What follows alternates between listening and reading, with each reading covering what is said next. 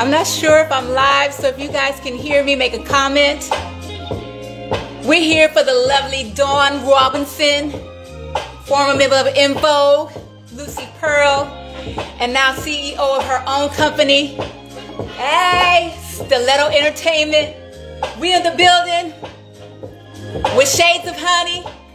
We've come here to honor our queen, the diva, the funky diva, celebrating 30, going on 31 years of fabulousness. Yes. How y'all doing?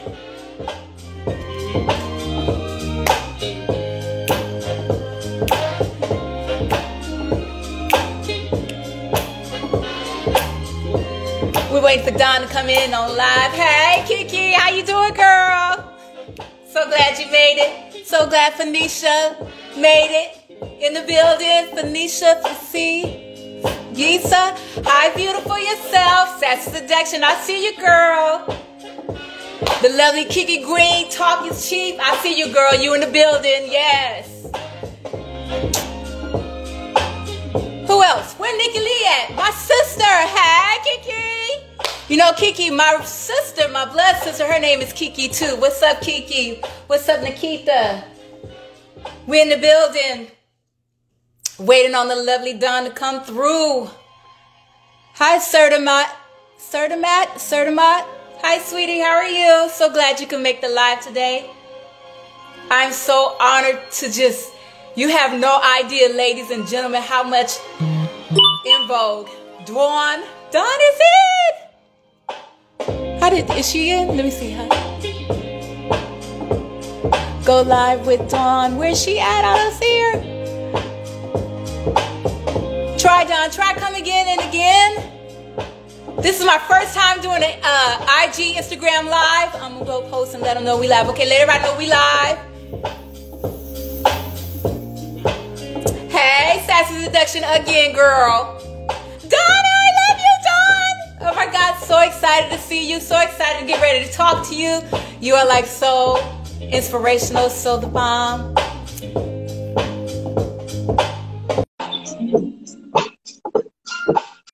Waiting for Dawn right now.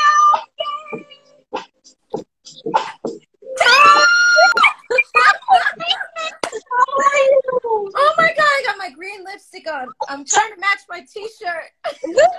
I love it. I'm good. How are you? You look so good. I don't know about this lipstick. Hold on now. Hold on. Okay. I'm excited.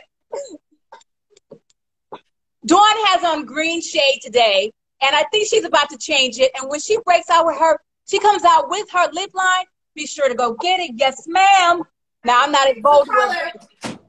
What color are you gonna put on? I didn't change the color. I just muted it a little. It was like it's bright. Pretty. Green. Yeah. I don't do getting green, but you do. It's trying. Yeah, I'm trying to match, but I was a little bit too bright. So awesome. What does your shirt say? Bossy. I heard that. Yes. Bossy. Yes. Real, I am so bossy. I am boss. I hear that. You're Hi, the boss. Tina. I'm good. I'm so glad you made it. You have no idea how much you are loved. Oh, I do. I'm feeling the universe right now. Everything is coming together. It's so crazy. This energy right now. I've done probably 72 interviews in the last 3 months. Yeah. It has been, I feel the love. It is just undeniable. It's so fucking, it's just so real and so beautiful. And thank you. Extra love is always good. Yes, it is. Extra love. Yes. I don't even know where to start because I really wanted to flow and I just wanted to feel your vibe, feel your energy, and just comment on some of the things that you've talked about before. And a lot of people have like seen every one of your I've seen almost every one, not all of them, not quite. I'm still catching up. Isn't it crazy? It is crazy. It's so insane, Tina. It is. Dawn, your fans, your friends, your loved ones all over the world. It was traumatic to find out when I found out that you all. Tina, I can't see your face. You're cut off here. How do I fix it? Is that better? Yes. Okay, yes, thank you. You're welcome. You know, this is my first time doing an IG live ever. All right, congratulations. Oh my God, that's so good. You brought me out of my box, but Good. I wanted you to really feel and know how relevant you are to the culture. Oh wow. To us women, to us, because when your album dropped, I was living in Chicago at the time, and I don't want to get I'm getting emotional. Okay, yeah. We're not gonna do that right now. But I'm just so emotional about it. But anyway, I was living in Chicago with my aunt and my cousin. Yes. And it was April 3rd. They said that was the first day it dropped in Chicago. Wow. ENVOGUE. Hold on. Yes. My cousin and I, we were in our aunt's Ford Escort car, and I was in 9th grade and she was in 8th. And we heard all of your voices, and we we looked at each other, and we were like, girl, they can sing. Yeah! And then when the beat dropped, we was like, hey! Like, oh my gosh. And so fast forward in that night in Chicago, it was like ENVOGUE took over everything. Yes. So I was in a gifted program in high school, and Congratulations. Yes. Thank you. Summer program at college. There were all kinds of different schools that represented, and when it was time for the talent show, there were so many groups fighting to be ENVOGUE. There were so many girl groups that you guys, before it wasn't like that. So you are influenced, and you influenced us in fashion and look, hair, makeup. Your hair was beautiful, whether it was your real hair and whether it was weave, sure. The classiness, the sound, the gift, the sisterhood, the look that you all brought to us. So thank you. You're welcome. I just want to give you something real quick via screen. Yes. You are our swan. Oh my God, that accept. Oh my God, how beautiful is that? This is Shades of Honey's honor to you. This is all Swarovski crystal. Oh you are beautiful. We love you. So gorgeous, you guys. Thank you. You will be getting this soon. That is beautiful. Thank you so much. Let's tell the fans who Shades of Honey is. Okay, so Shades of Honey is actually a webisode dramedy. I want to call it dramedy, dramatic, kind of a documentary that it was inspired by ENVOGUE. Exactly. Inspired by Dawn, inspired by Cindy, Maxine, exactly. and why? Because they are that phenomenal. I've always had a love for girl groups. I've always also had a love for telling the truth about what really goes on in the industry. That's me. Yes, and a year ago, my husband encouraged me, and my friends were encouraging me, like, "Hey, T, pick it back up, pick back writing. What do you love the most about what it is that you do?"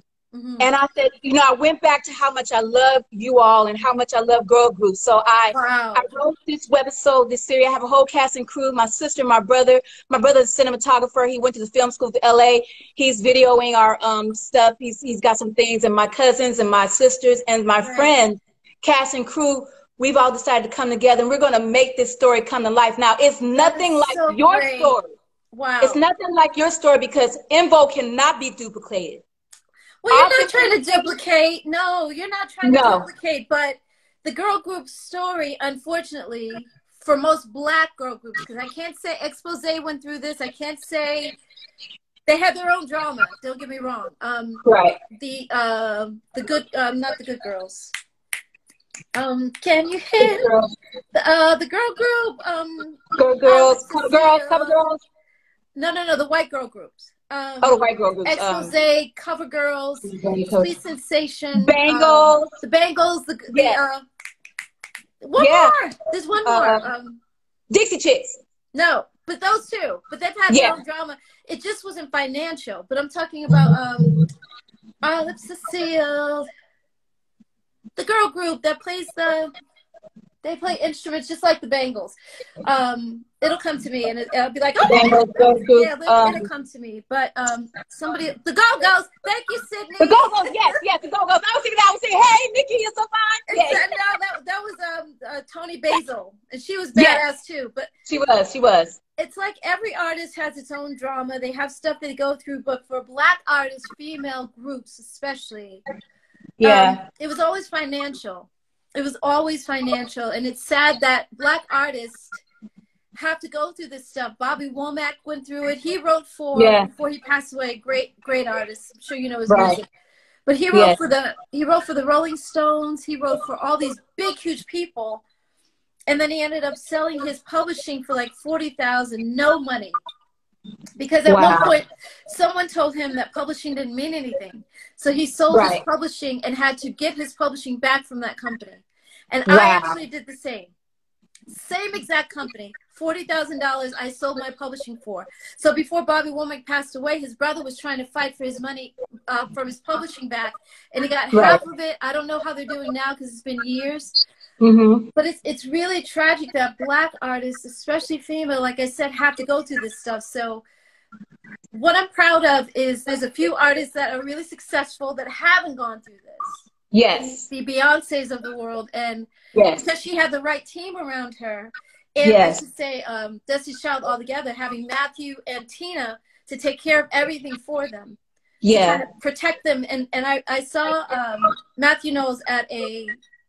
what was it called? An award show. And after every award show, all the celebrities come into the lobby. You know, the CEOs, the executives, and the artists come into the lobby. And we were all there. And I was doing an interview, but I saw Matthew Knowles, and I was like, he waved at me, and I waved back, and I was like, I'm sorry. I kept my interview going, and then he was coming over. And then once I was done, he was like, oh my gosh. And we gave each other a hug. He said, my daughter, I don't know if you remember, you took a picture with her. And I was like, no, you talking about Beyonce or Solange? He said, both of them. Solange was 9. I think he said Beyonce was 12. 9, 10, 11, 12. Yeah, they're 3 years apart. And he said, we had them backstage at a show you guys did. And you guys were so gracious to them. He said, but I saw that what you guys did business-wise was not as smart as it could have been. And I said, wow, you're absolutely right. And he said, I used your blueprint, and I did better with my girls. Good. And I was like, oh my God. I said, if you were our manager at the time, we would have had a whole different scene, whole different scenario. And yes, exactly. We deserved that love that everybody, you know, the love was there. The fans were there. The accolades, the fame was there. But the money, the monetary side of things was not there. And I was like, I said, I wish that you were our manager, because it would have been a different story for us, and I think that we deserve so much more. And he's like, yeah, well, he was a little bit cold, but he didn't mean to be. He's like, well, I did it better. And he did. Yeah. He really did. So I couldn't front him on that, but I was like, wow. I just kind of floated away like, oh my God, I wish that, you know, our situation was different, but. Right. Because I felt like, I felt like you all, like you said, and I felt it firmly. You all should have had movies. You should have had dolls. You should have had books, magazines, everything that the Spice Girls had. Yeah. Because I'm a teacher, and I used to teach, and I'm a supervisor for after-care program for kids. But But I remember when Spice Girls came out, lunch boxes, everything that was in vogue. You had that particular je ne sais quoi. You had that caliber. You had that wonderfulness about you, and that brand that that influenced an entire generation and generations after that. Exactly, Tina. Yeah, exactly. And I felt like you all should have that. And even when you all did 1992, when y'all dropped the Funky Divas, when Sparkle came out, prior to that and before, because I saw Sparkle before. Yeah, the original Sparkle came out in the 70s. Yes, and then when you all did it, I had thought, even before Funky Divas, I had thought, and I was like, oh, I'm just whatever. But my original thinking for Sparkle was, I wish ENVOGUE could have did it. You know what? That would have been so amazing. Exactly. Yes. I think why they picked other people is because by the time the second one came out, we were older. So in order to play those roles, you had to be younger. Now. No, I meant back then. Oh, back in the day. I'm talking about back then. Back then. Think about it. But we were children. I was like 4, 5, 6 years old. No, not the first one. I'm talking about when you came out with the song, when you guys came out with the remake. Giving them something to feel. Oh my God. Yes. I felt like ENVOGUE would have done the movie justice. Oh my God. I really feel that every last one of you would have, it just would have felt more. and I don't want to say Dreamgirls, because Dreamgirls is a little different, but I felt like Sparkle. I had the whole cast in my mind in college. I was like, okay, Blair Underwood can be wow. Levi. I would have passed out, Tina. Look, Alan not filming. TMZ. Dawn Robinson apparently was on set and she passed out every single time she sees Blair Underwood for some reason. Yeah, that would have been me.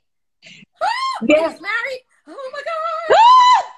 No, I would have been distraught. Like, oh, every time. Yeah, we've been around him before at different things. I forgot what we did, some award show, and he was there, and I was just like, yeah. Oh, he's beautiful. Yeah. Man. So beautiful. Anyway, that would have been amazing. I just think that, like, I think Cindy could have played Lynetta McGee's sister. She could have played sister because she looks like her to me.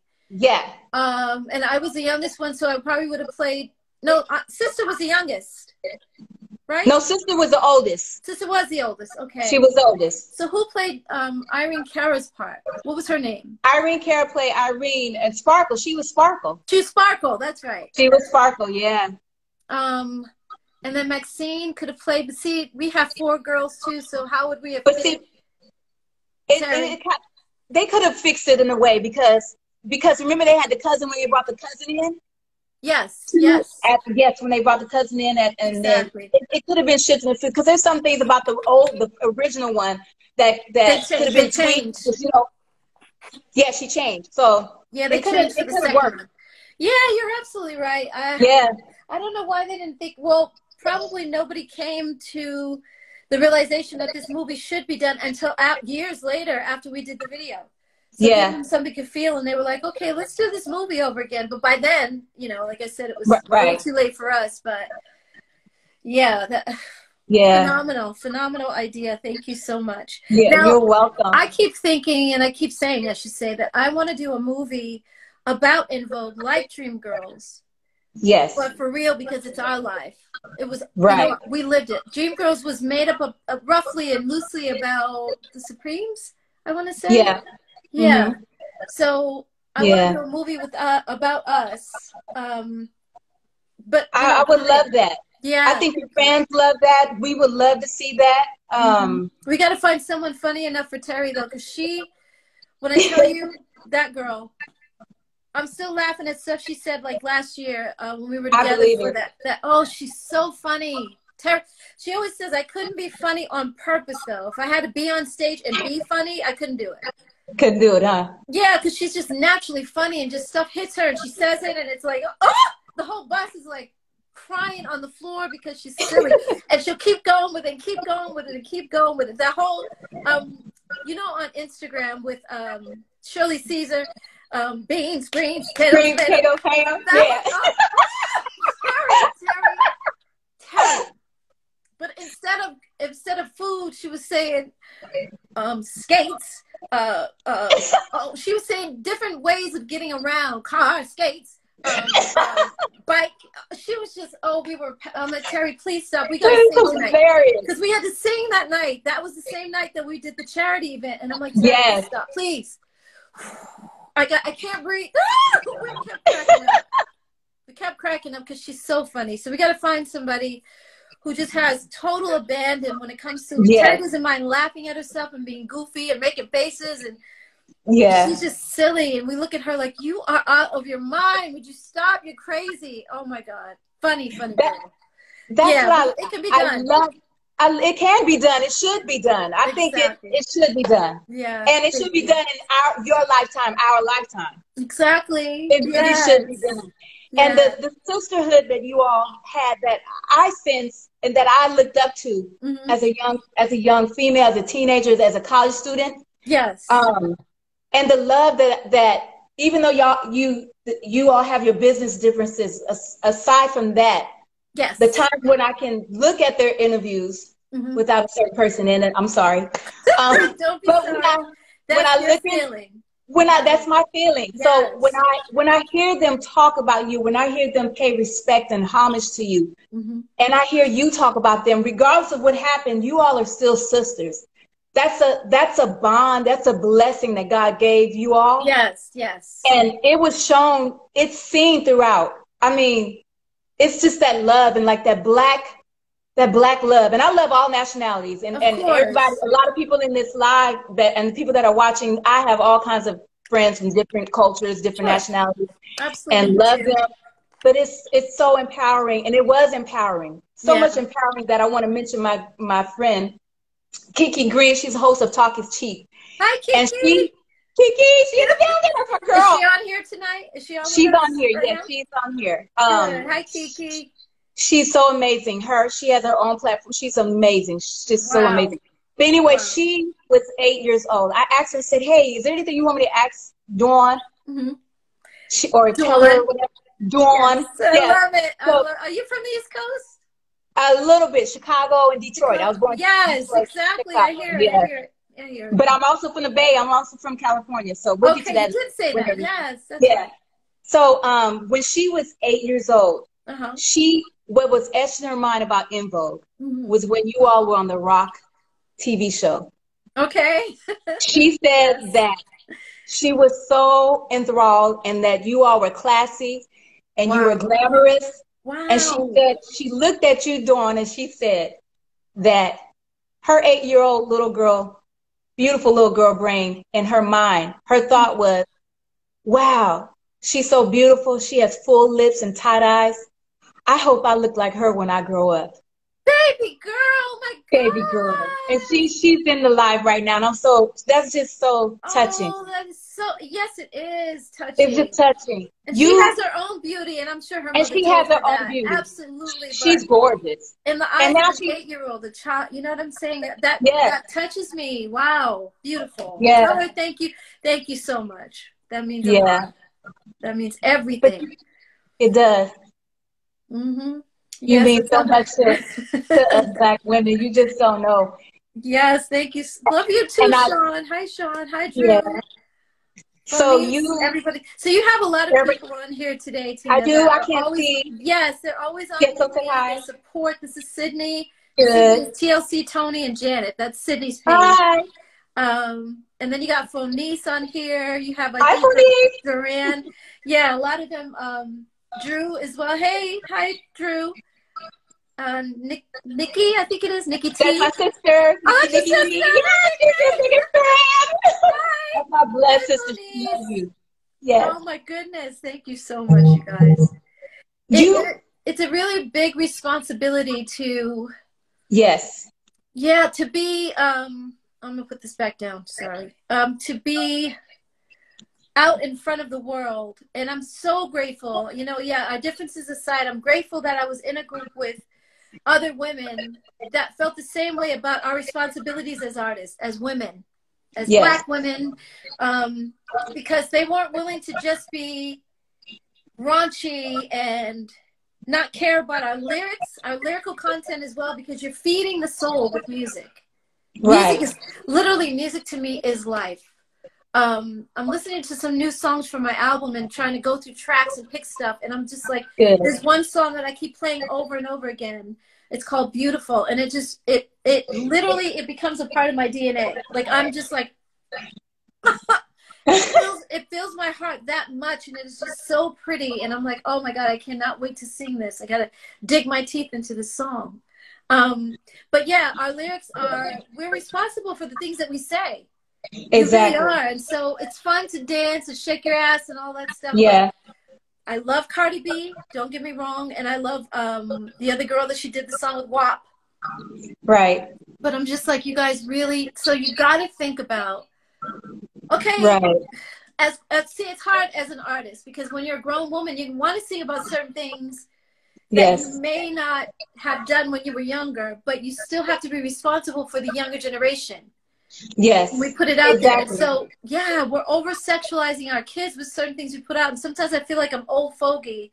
But I'm like, no, these are just values that I grew up with. It's integrity. It's caring about what the hell I'm saying.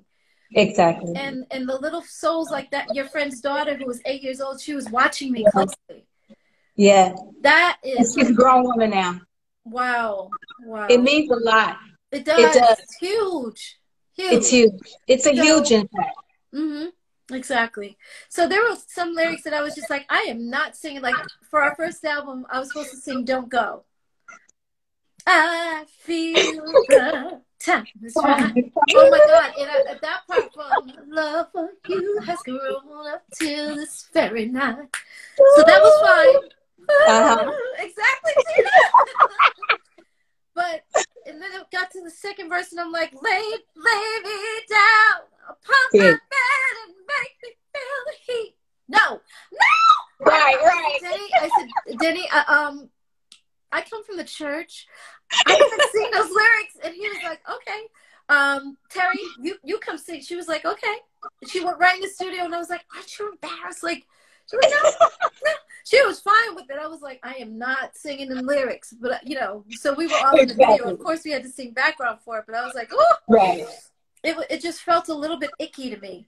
But that still was not as risque as some of the songs today. Like, some of the stuff is just, it's overt. It's straight out with it. And I'm like, okay, Father. I always pray over the industry in whatever hidden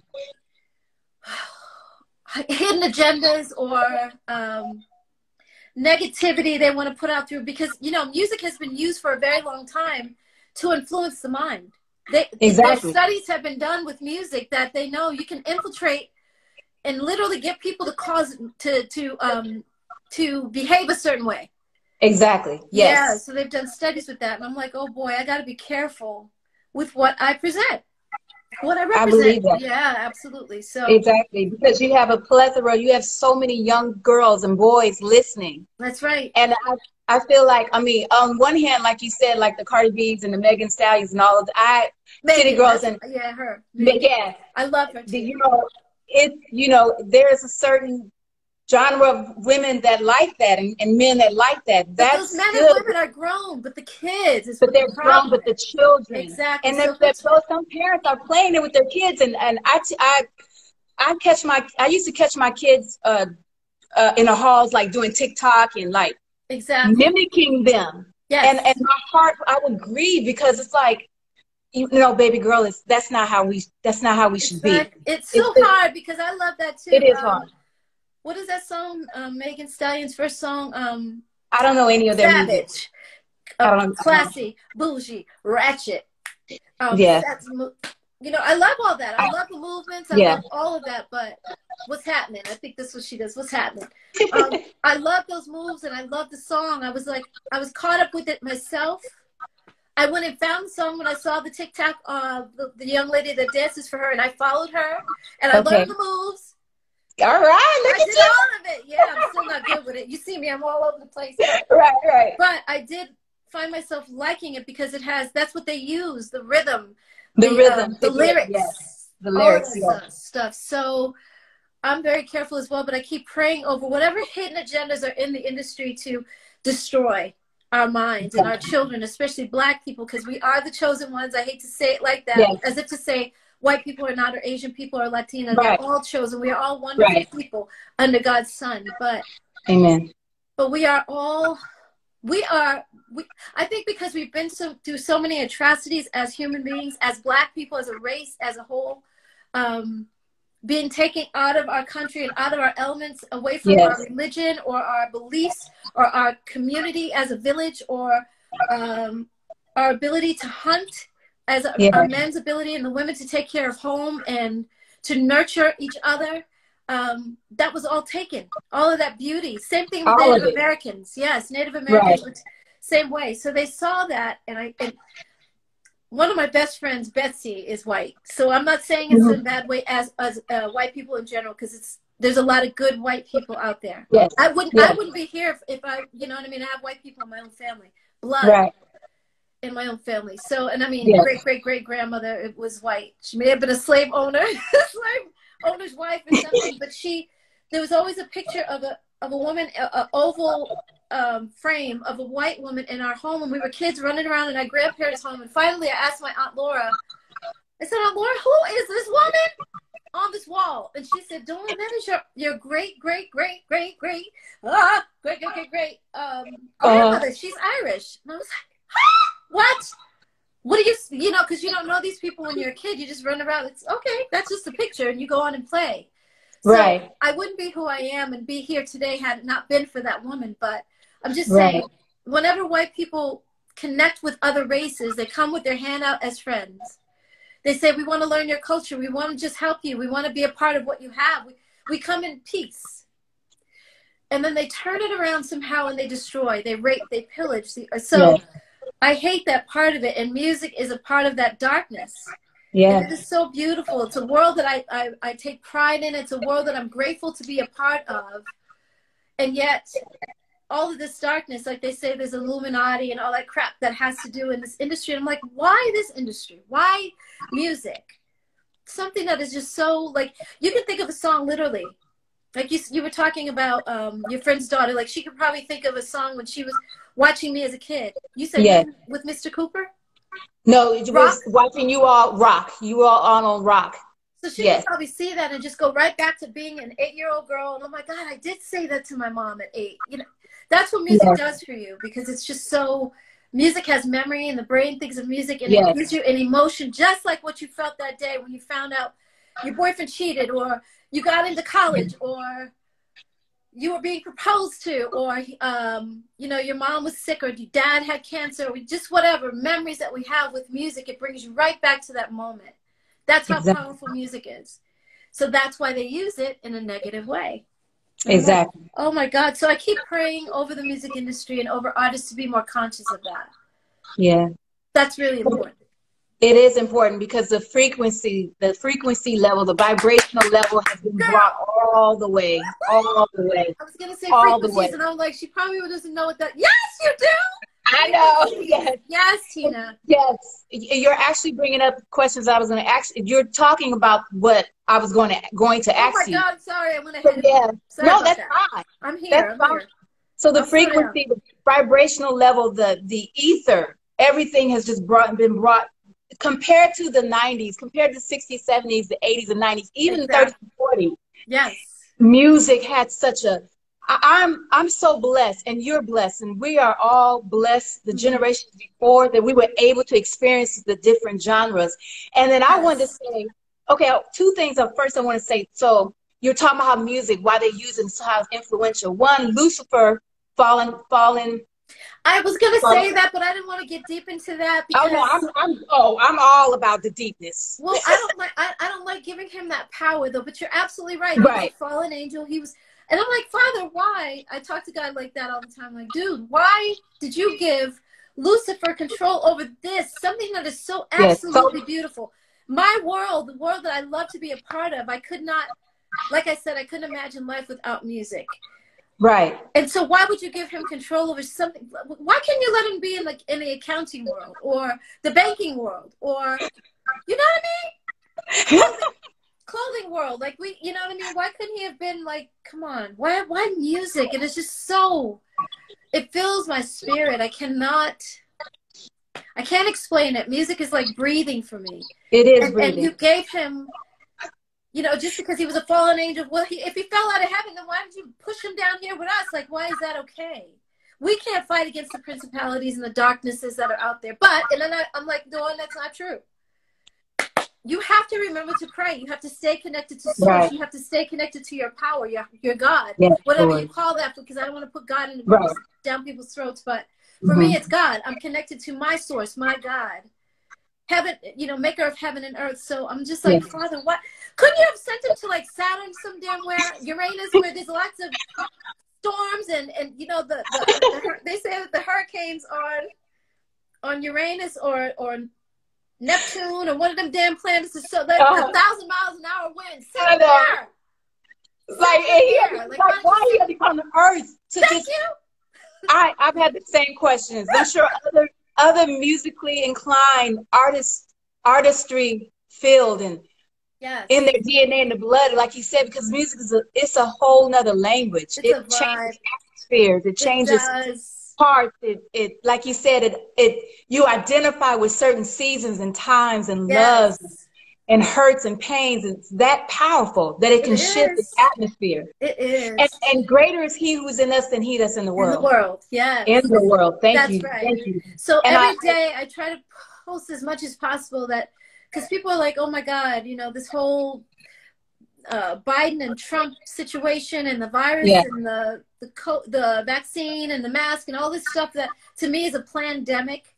Pandemic, exactly. They're also afraid of it. Pandemic, exactly. Somebody else said scamdemic. Scamdemic. That's what I just said. Scamdemic. Oh, you did? Scam Got it. Yeah. So I'm just like, okay, Father, like, there's certain things that we can't control. We cannot get into the government and infiltrate the government enough to make them, for the first time, be honest. Right. Be kind to us. Give back what we deserve. Like they gave back to the Jews, and the Jews weren't even annihilated or almost annihilated here in America. It was in it was in Germany. It was in Germany. Hitler. So why can't Germany give back to the Jews? I'm not understanding that part of it. I really don't get it. And okay, if America wants to give back to them, give reparations, that's wonderful. Because we embrace everybody. But at least give back to our people. I know I'm jumping around because I was talking about the music our people as well. I believe that. Like, why not reparations for us? Yes. I remember in elementary, and I remember in high school, and I remember even later on, I love the Asian community. I love and living in the Bay Area, you know, there are a lot of Asians there. So I used to go to Galileo High School. I don't know if you've ever heard of high school. No. That's where O.J. Simpson used to go there, and he lived across the street. He went there when he was in high school. He went there. But I went to Galileo High School, lived in San Francisco in the Bay Area, right? And I've had love Asian people, love Chinese, all of the Asians love them. Yeah. However, they received, a lot of them had reparations. Their families got like 30 grand, 20 grand. Wow. And I'm over here looking like, okay, this so when was that? Me. Huh? When was that, Tina? You talking about in the 80s, in the 90s, and in the 80s, they got reparations. And then even in the 80s and 90s, and even in the 70s, when they started bringing them over, shipping them over here, they got 30,000, 20,000. And then what they would do, a community, they would, because I've spoken with Laotians, they got together. Yeah. They loved on each other. They helped each other out, and they poured into each other. And I used to always think, and I'm beyond this conspiratorial mind. I think way beyond. I've just always been like that. You're probably like me. You're probably a lot like me, Because you look around and you're like, okay, why do they have reparations and we don't? Because it was a setup, Tina. It was a setup. It was, you know, and they are smart enough to say, you know what, we may be living 12 people to an apartment, like literally 2-bedroom apartment, 1 bathroom. Yes. We're going to make this work. We're going to make this work, and then we're going to build other businesses outside of that. They took the opportunities that we were given as well, in a certain sense, because we weren't given the reparations. No, we weren't. But we do have the freedom to be here in America, where they come from third world countries, just about in Vietnam. You know, literally when we first went to Japan, they were showing us in the bathroom at the restaurant that we were at. They were we were like, "Is that a toilet?" They were like, "Oh my God, yeah, that's how you're supposed to go to the bathroom." With your knees up. You're supposed to stoop down and put your knees up, right? Okay, right. So in their country, they literally have a hole in some places in the floor. In the ground, right? Yes, you stoop over that hole and you either go pee or do your thing. And they were showing us, and that is where they come from, a country that still has that mindset that in a lot of their homes, especially in the rural areas of China, they still have that. So but they come here and they're just like, oh my God, you guys actually have toilets? Like, we don't even have that. Exactly. We have basically outhouses in our homes, and yet you guys don't take advantage of the opportunities that you're given. But I'm like, yeah, but you guys get 30,000 a piece now that you're telling me this. 30,000, 20,000, some even higher than that, depending on how many children they have. Wow. It depends on how many children. I witnessed this scene with my own eyes. Exactly. I mean, I guess. Yeah. Well, if I'm hearing you correctly, I guess what it is that because they forced the Chinese to build the railroad, right? Right. They forced exactly. Yes. Exactly. So they're giving back to internment camps.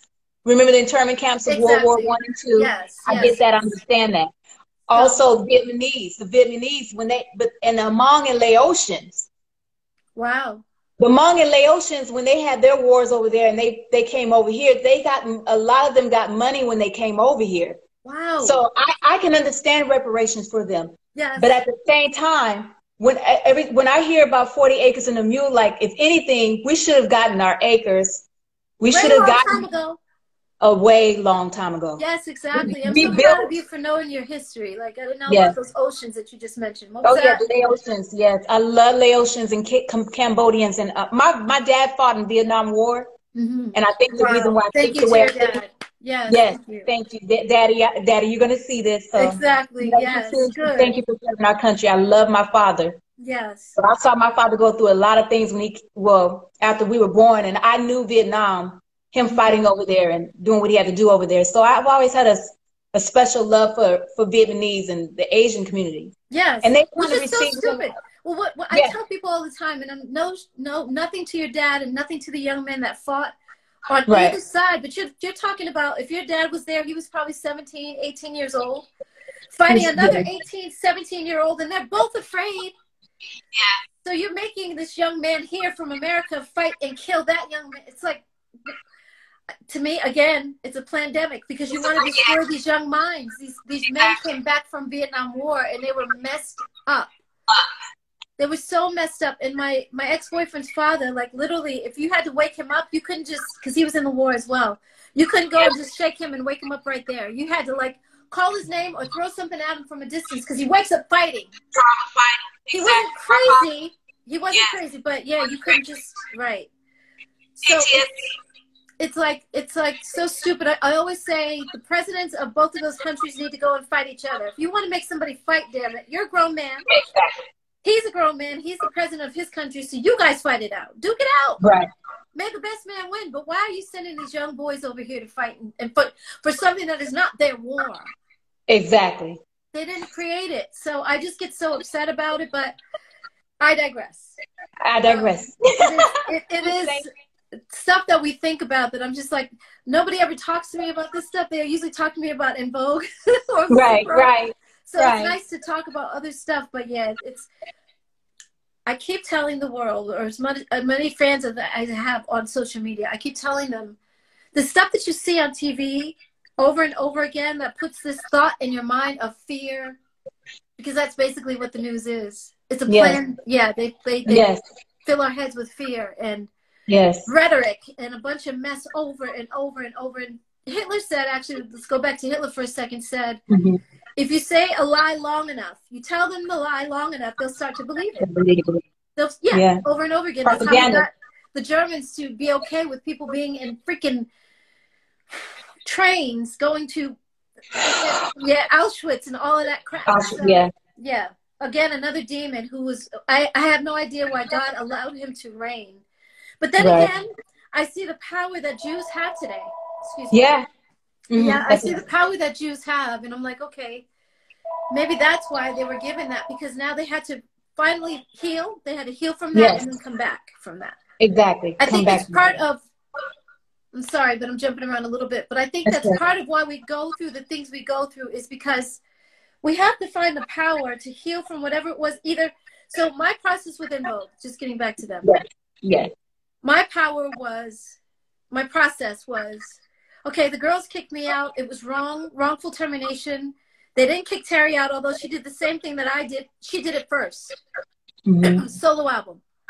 And then I did a solo album, and they kicked me out. And I'm like, okay. So first I had to heal from that, because I was so angry at the girls for not having my back, for not kicking Terry out and treating, if you're going to be fair, be fair. Treat her the exact same way you're treating me.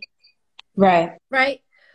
So I had to get over that part. Okay, so now I'm over, because I went through different emotions. I went through, it's like a breakup. I went through, how dare he, or how dare they?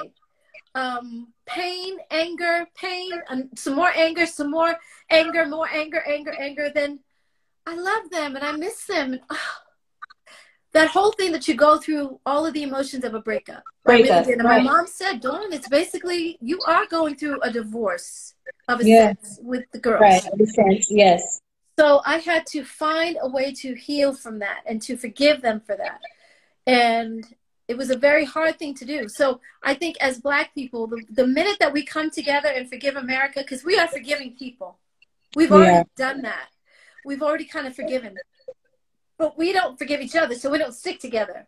You know what I mean? It's like crabs in a bucket with us. Exactly. Yeah, and that's why we can't get ahead and fight for our reparations. Exactly. You know together and stay on it. And stay on it. Exactly. Excuse me. We had leaders before. We had Martin Luther King. And remember, like you're saying, I'm sorry. I'm trying to set my iPod up a little higher because the sun is going down. But I had to, and now you can't see me. I had to, oh no, I was saying the only time that we came together as Black people was during Martin Luther King days. Right. You know, he said that we are going to boycott these buses and show them. And man, I'm telling old people who were walking. In numbers. Yeah, they were walking to work. You know what I mean? They were like, okay, well, if this is what we got to do, and they made it happen. It's like, well, I ain't walking nowhere. That's what we say today. You know what I mean? Like, I'm not going to walk nowhere. It's like, right. Grandparents were walking miles to get to work, y'all. Come on, let's just. Yes. If we could come together, we would be all right. And they know that. White people know how powerful we are. That's why they keep offering us stupid shit. We keep taking bait. You know, it's so dumb. It's so dumb. Exactly. And my sister, she is interesting, like you, how when you were kicked out the group and how the girls didn't fight for you. Yes. My sister she told me to ask you, she said, ask Dawn how Dawn. She said, Dawn. She said, ask her. I know. She said, do you think that it would have been different had you known each other prior to, before becoming a group? No, because Kathy Sledge and I talk every now and then, and she was saying some things about her sisters, because she was the lead singer of the group, and they didn't want her in the group. She was the baby. They were like, get out of here, beat it. We don't want you. And she was the one with the voice. So Miles, what's his name?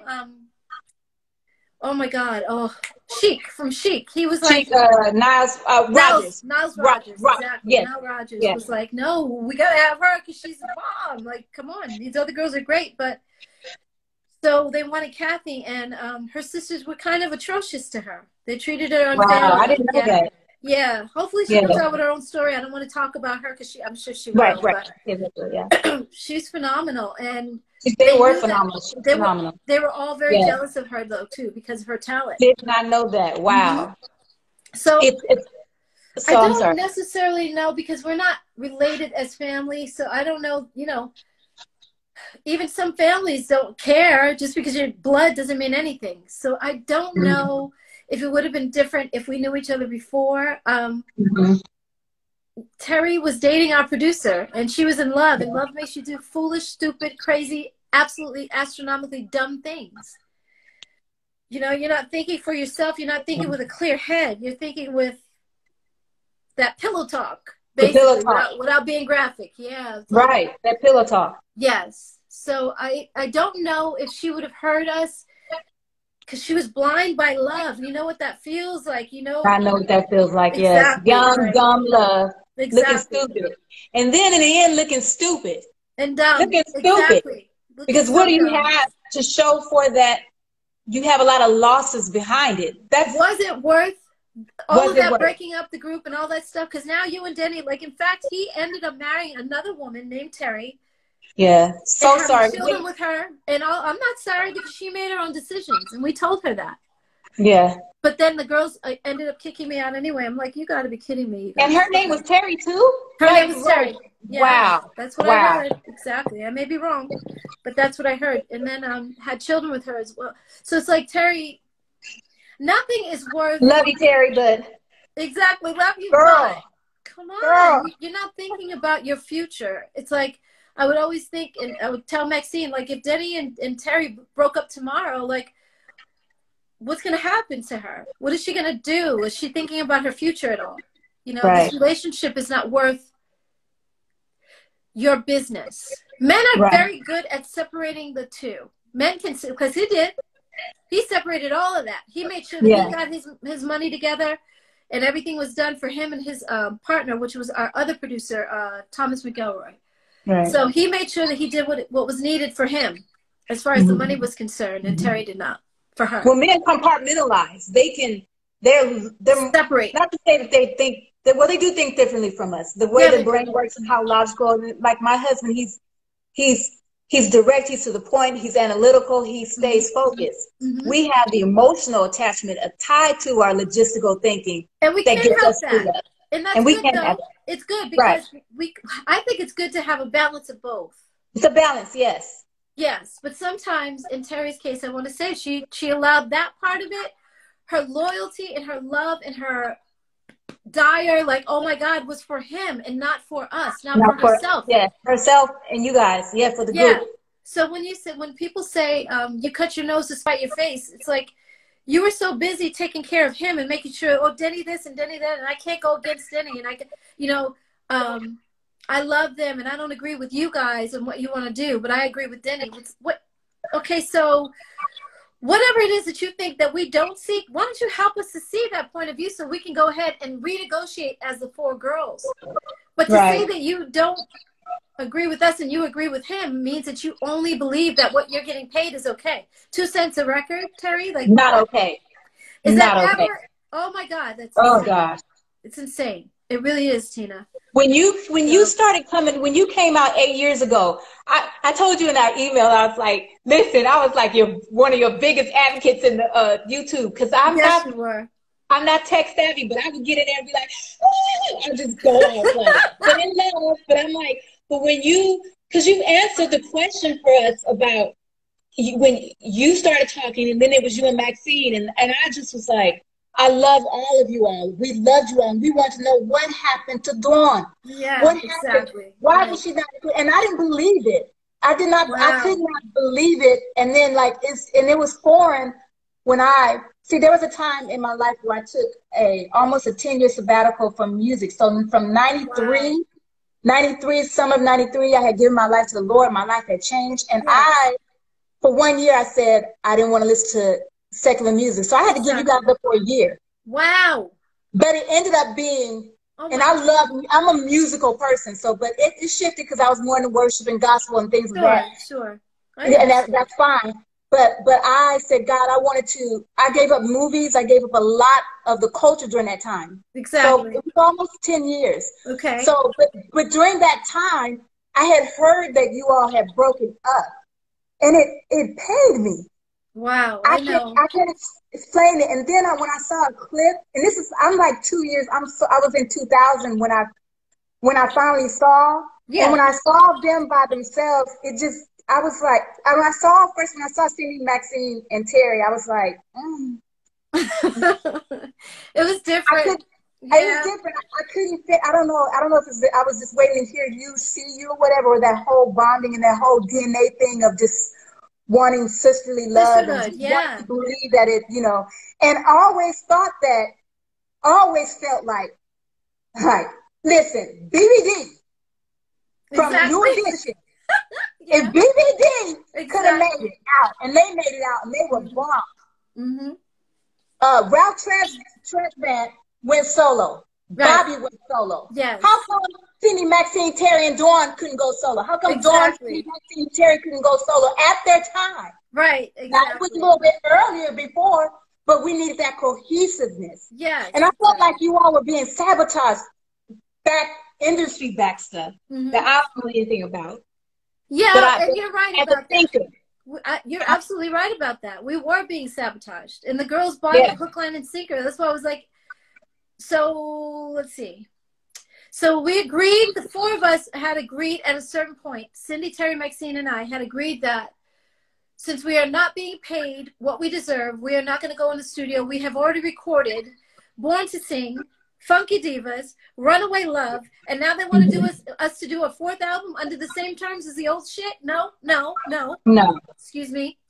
So I don't know if you curse it out, but I have a potty mouth sometimes. So I said, no, we can't go in the studio one more time and sing another note until they pay us what we deserve. They have to renegotiate our contract at this time. It's been time. We've been together for 8 years now, you guys. It's like, so we agreed, the 4 of us were not going to go in the studio. Next thing we knew, Terry was in the studio singing. She was doing her album, and we called her on it, and what are you doing? And she's like, well, again, I don't agree with you guys. You guys just make a decision without me and go ahead and do. Terry, we can't do that without you, hon. That's not going to work, because the record company's going to be like, okay, and where's Terry? Well, the record company knew that they had offered Terry a solo album, so I don't know why they would have said that, but we can't they knew. That's why they offered Terry the solo album. They sabotaged us knowing that. They offered Terry a solo album. That means the other 3 are just going to sit around and wait for her to be done. Right. So after a while, I was like, okay, I'm going to lose my house. The record company, so Terry was almost, actually, she was on the road already. She was already, and her first single was Wherever You Are. She had that video out. She was on the road. We even went, Cindy Maxine and I went to her show and supported her first show. Before you go on tour, you do a show in your, wherever you're at in town. So if you're in the Bay Area, you do a show there, and you bring a lot of fans and stuff, and they don't pay. You just do a free show, and you show everybody your show. You play for your family, you play for your friends. And we went to Terry's first show at the Pantages. We supported her, in other words. And then Pantages Theater in LA? In LA, yep. Yes. Yeah, you know that theater? Yeah. Yeah, that theater. So we went and supported her. And then about 7 months later, she was on the road, and the record company came to me and said, Dawn, do you want to do a solo album? I was like, hell yeah, yes! Because I was waiting so long for Cindy and Maxine to make up their minds. Right. Cindy kept playing this slow because she was playing the whole thing really slow because her husband was a baseball player. So she had the money to sit around and kind of wait things out. And Maxine and I were like, we need to do something. We need to figure it out exactly because I'm going to lose my house. I was like, I'm going to lose my house if we don't make a decision. So when they came to me, they knew exactly how long to wait and exactly what I needed. And, oh, Dawn, by the way, do you want to do a solo album too? We'll give you some money. And I was like, yes, the bait. And I took it. I took it hook, line, and sinker. And I regret to this day that I did not tell Maxine and Cindy that I was doing it. They found out later. And called me and confronted me on it, and I had to like confess like right then. I was at my nephew's baseball game, and I was like, "Yeah, I'm doing a solo album. I'm sorry I didn't tell you guys, but I felt like, and this is so wrong, but I felt like Terry had done her own thing and didn't tell us. So why should I have to tell you guys? You guys didn't hold her accountable for that. Again, here we are. So so I did my, I started on the solo album with Sylvia. I did 3 songs, one of which she loved, the other 2 she didn't even hear. And she came to me, she called me again and she was like, Dawn, I know you're recording, you're in the studio. I love what you've started so far, but we're going to have to pull your album because we're going to do an ENVOGUE album right now. So in other words, you played me. Right. You got me in the studio. You made it seem like you were interested in my project, but you really weren't. You just kind of played games with me. But you did the same thing with Terry, but you put her album out. You released it. You gave her not one single, but 2. You gave her 2 videos. So what did I do to you? I think it's the 2nd single that she had out. So why, what the hell? I'm not understanding this, but okay. So this is what I want you to do, Sylvia. I will do the ENVOGUE album. I'm not leaving the group. I'm in the group. I'm dedicated. But I want you to release me as a solo artist. I want you to release my solo rights, revoke them from you. And I'm not going to, you're not going to do my solo album. Ever. Because I'm leaving as a solo artist. But I'm still in the group. And that is my priority. So I got in, and she said, okay, and signed the paperwork and all that stuff. But she was still pissed because I outsmarted her. She didn't like that. She didn't like it. No, not at all. And then I got in the studio with we were continuing to record. We continued recording. I did that EV3 album with them, and then they still, because she was pissed off at me, made it as hard as possible for me to do my solo album anywhere else. She wanted me to dedicate myself to the ENVOGUE thing, and I said, I've done that for 8 years. 8 years we've been in this group. We've been making 2 pennies. Exactly. 2 pennies a record for 8 years. And I have more than dedicated myself to this group. More than. We have all dedicated ourselves to the record company. But what has the record company done for us? So we had what they call a creative meeting. It was supposed to be a creative meeting. I got there late, like I always do. And Maxine, Cindy, Terry, so all 4 of us were there. I knew that Sylvia Rome was going to be there, and her assistant, her A&R guy, Marilyn Bob, I think, was with her. Then our managers. And then I'm looking over, and I'm like, because I walked in late, so I couldn't really ask, like, why are you guys here? But it was our attorneys. Why are you guys here? And I immediately, when I sat down, I was like, Max, because she was sitting on the floor to my right. And I was like, Max, what is up? Like, what's going on? Because Sylvia was already talking when I walked in. And it was loud in the room. So I was like, Max, what's going on? Like, what's up? And she just kind of like kept looking straight ahead and listening to Sylvia and ignoring me. And I was like, wow, okay. So I started texting my boyfriend. I had one of those talk text pagers. You could text. Okay, yeah. And I was like, please meet me at, my manager at the time was Trudy Green. I said, please meet me at Trudy's house. Trudy had, at that time, Trudy Green was managing the Rolling Stones and some other artists. And I was like, so meet me at her house. She lived in a mansion. And so I said, something is up. So when I stopped texting, Sylvia said, so Dawn, I was telling the girls before you walked in that we can't have any hidden agendas in this group. None of y'all can have any hidden agendas. I said, okay. She said, well, you're doing a solo album. I said, no, not yet. I have a solo deal, but I haven't started recording. She said, well, we can't have any hidden agendas. We are putting a lot of money and millions of dollars behind this project, and we can't have any hidden agendas. I said, so why? I don't understand this. All of a sudden now, 8 years in, now you want us to have, you want to have our backs now? Millions of dollars that you all are not getting. Thank you. Thank you. After 2 pennies a record, now you want me to 2 pennies a record. Exactly. That you have our backs now. Where were you a year ago, or 7 years ago, or 5 years ago, 4 years? You should have had our backs from day one.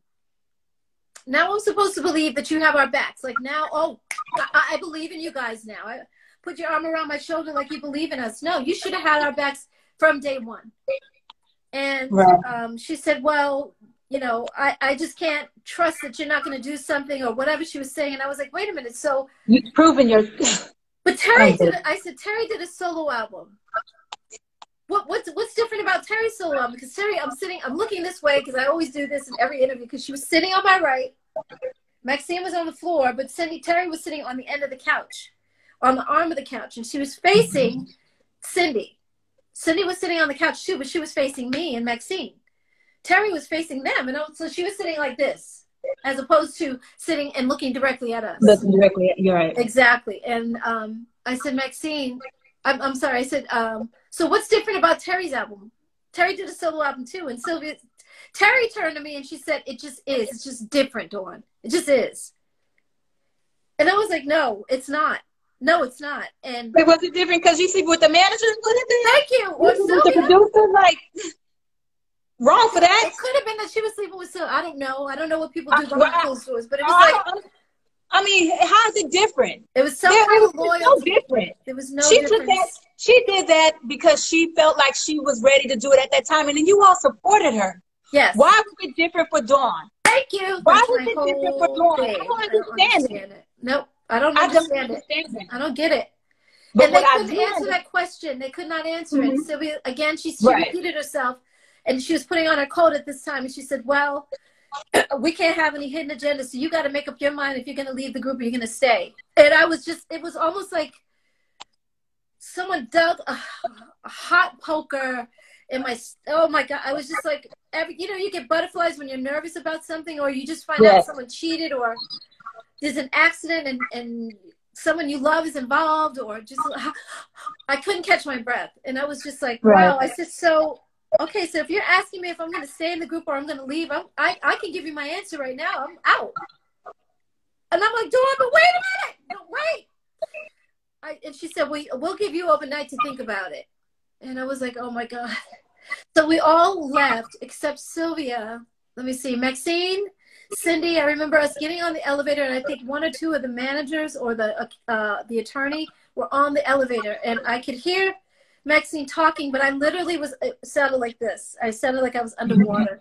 Underwater, I'm sure. Yeah. And I was just like, I was looking at the floor, and I was just like, I was out of body, Tina. I was like, I could feel the elevator going down, and I could hear the ding, ding for every floor that we would go.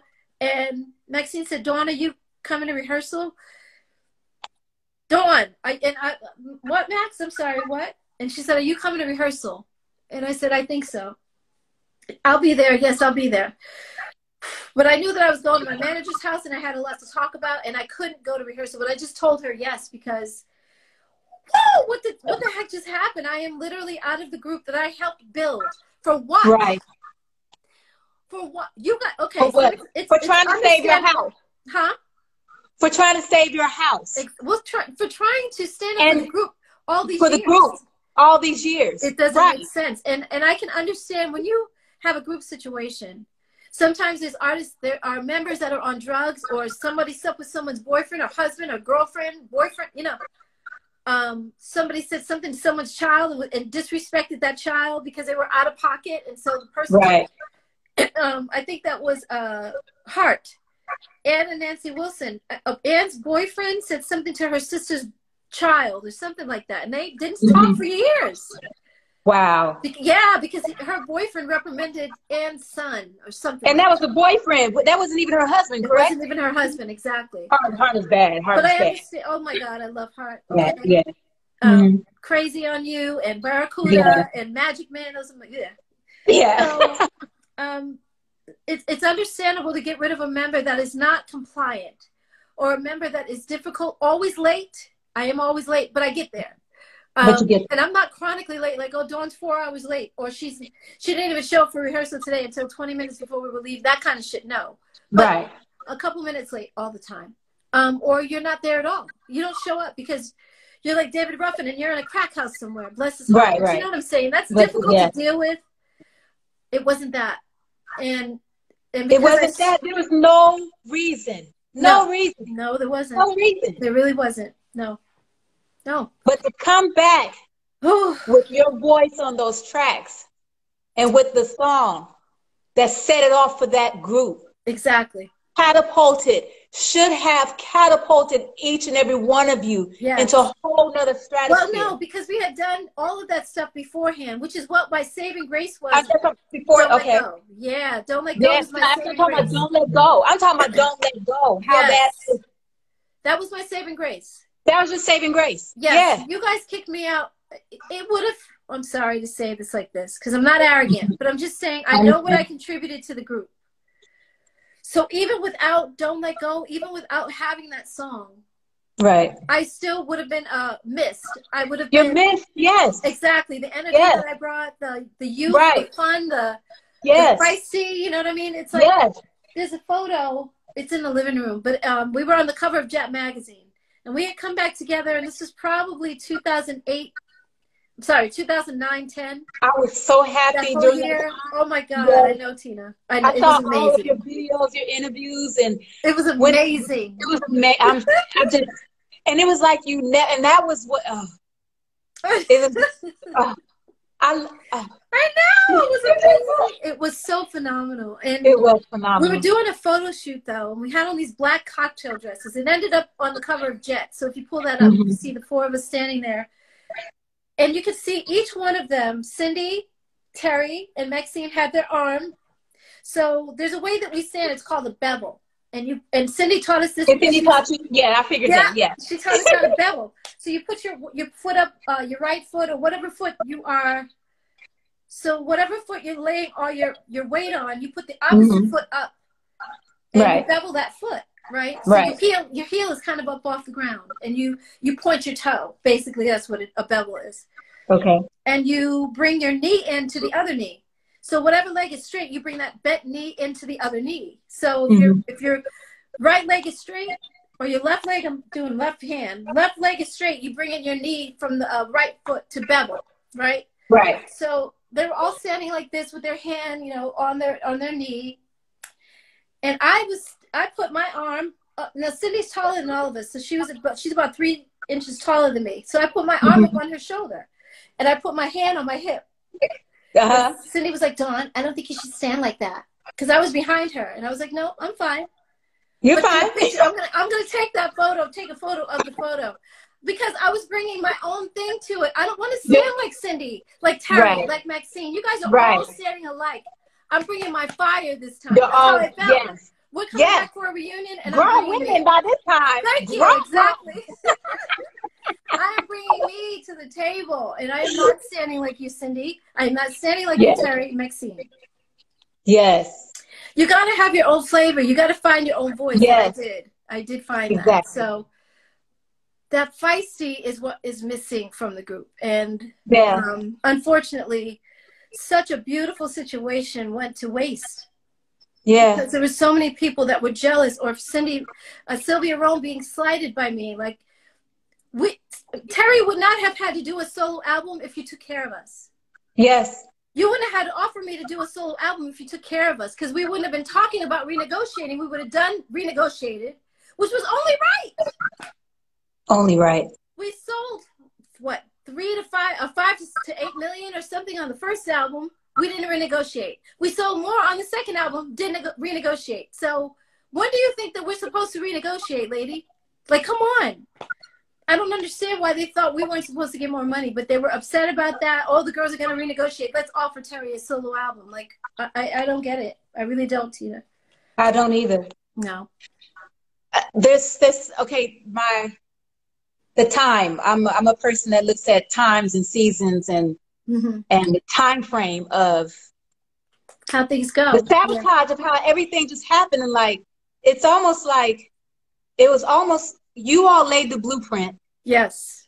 And you did what you did, and you worked hard, and you was like, you weren't monetarily. You did. You weren't monetarily compensated for what you brought to the entire global masses. If there's life on other planets, they know who we are. Okay. Right. Yeah. It's just crazy. But one thing that I saw, because I used to always think, because when you started talking about the 2 pennies 8 years ago, and you and Maxine were talking, and I read an article. You saw that? Okay, so you saw Access Hollywood. I was with Access Hollywood. Yes, I did. I thought that was a phenomenal interview. I was like, oh. And then even Tina, hold on. I'm sorry. While you're on that subject. That Access Hollywood interview, that's what I'm trying to get that clip so I can show everybody that I have been talking about this for a long time. 8 years. Like, well, more than that. More and than before that, that, yes. Before that, but Maxine sat right there, Tina, and she said nothing. She didn't say, no, Dawn, that's not true, because she was sitting. She was sitting right there. You both were in agreement. Exactly. I was sitting a little bit above her because of how they had the chairs. The way they had your chairs, exactly. Yeah, I was on a stool, and she was actually on a chair, so she was sitting down a little bit from me.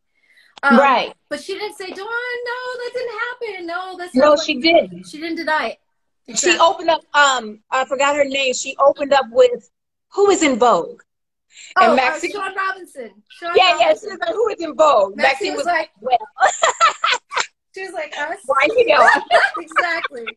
Yes. Oh, I love that. Yes, exactly. But my mind, the way that I think, because I look at time frames and things like that. So everything, you were the blueprint. You all were the blueprint. So, and it just seems sabotagical in the whole nature of it. And the one interview that you had with Climax with Joyce, you saw with that. Joyce Irby. Yes, I saw that. God. And I was so, because it answers things like things that I think about and wonder, because I just think, and yes, exactly. And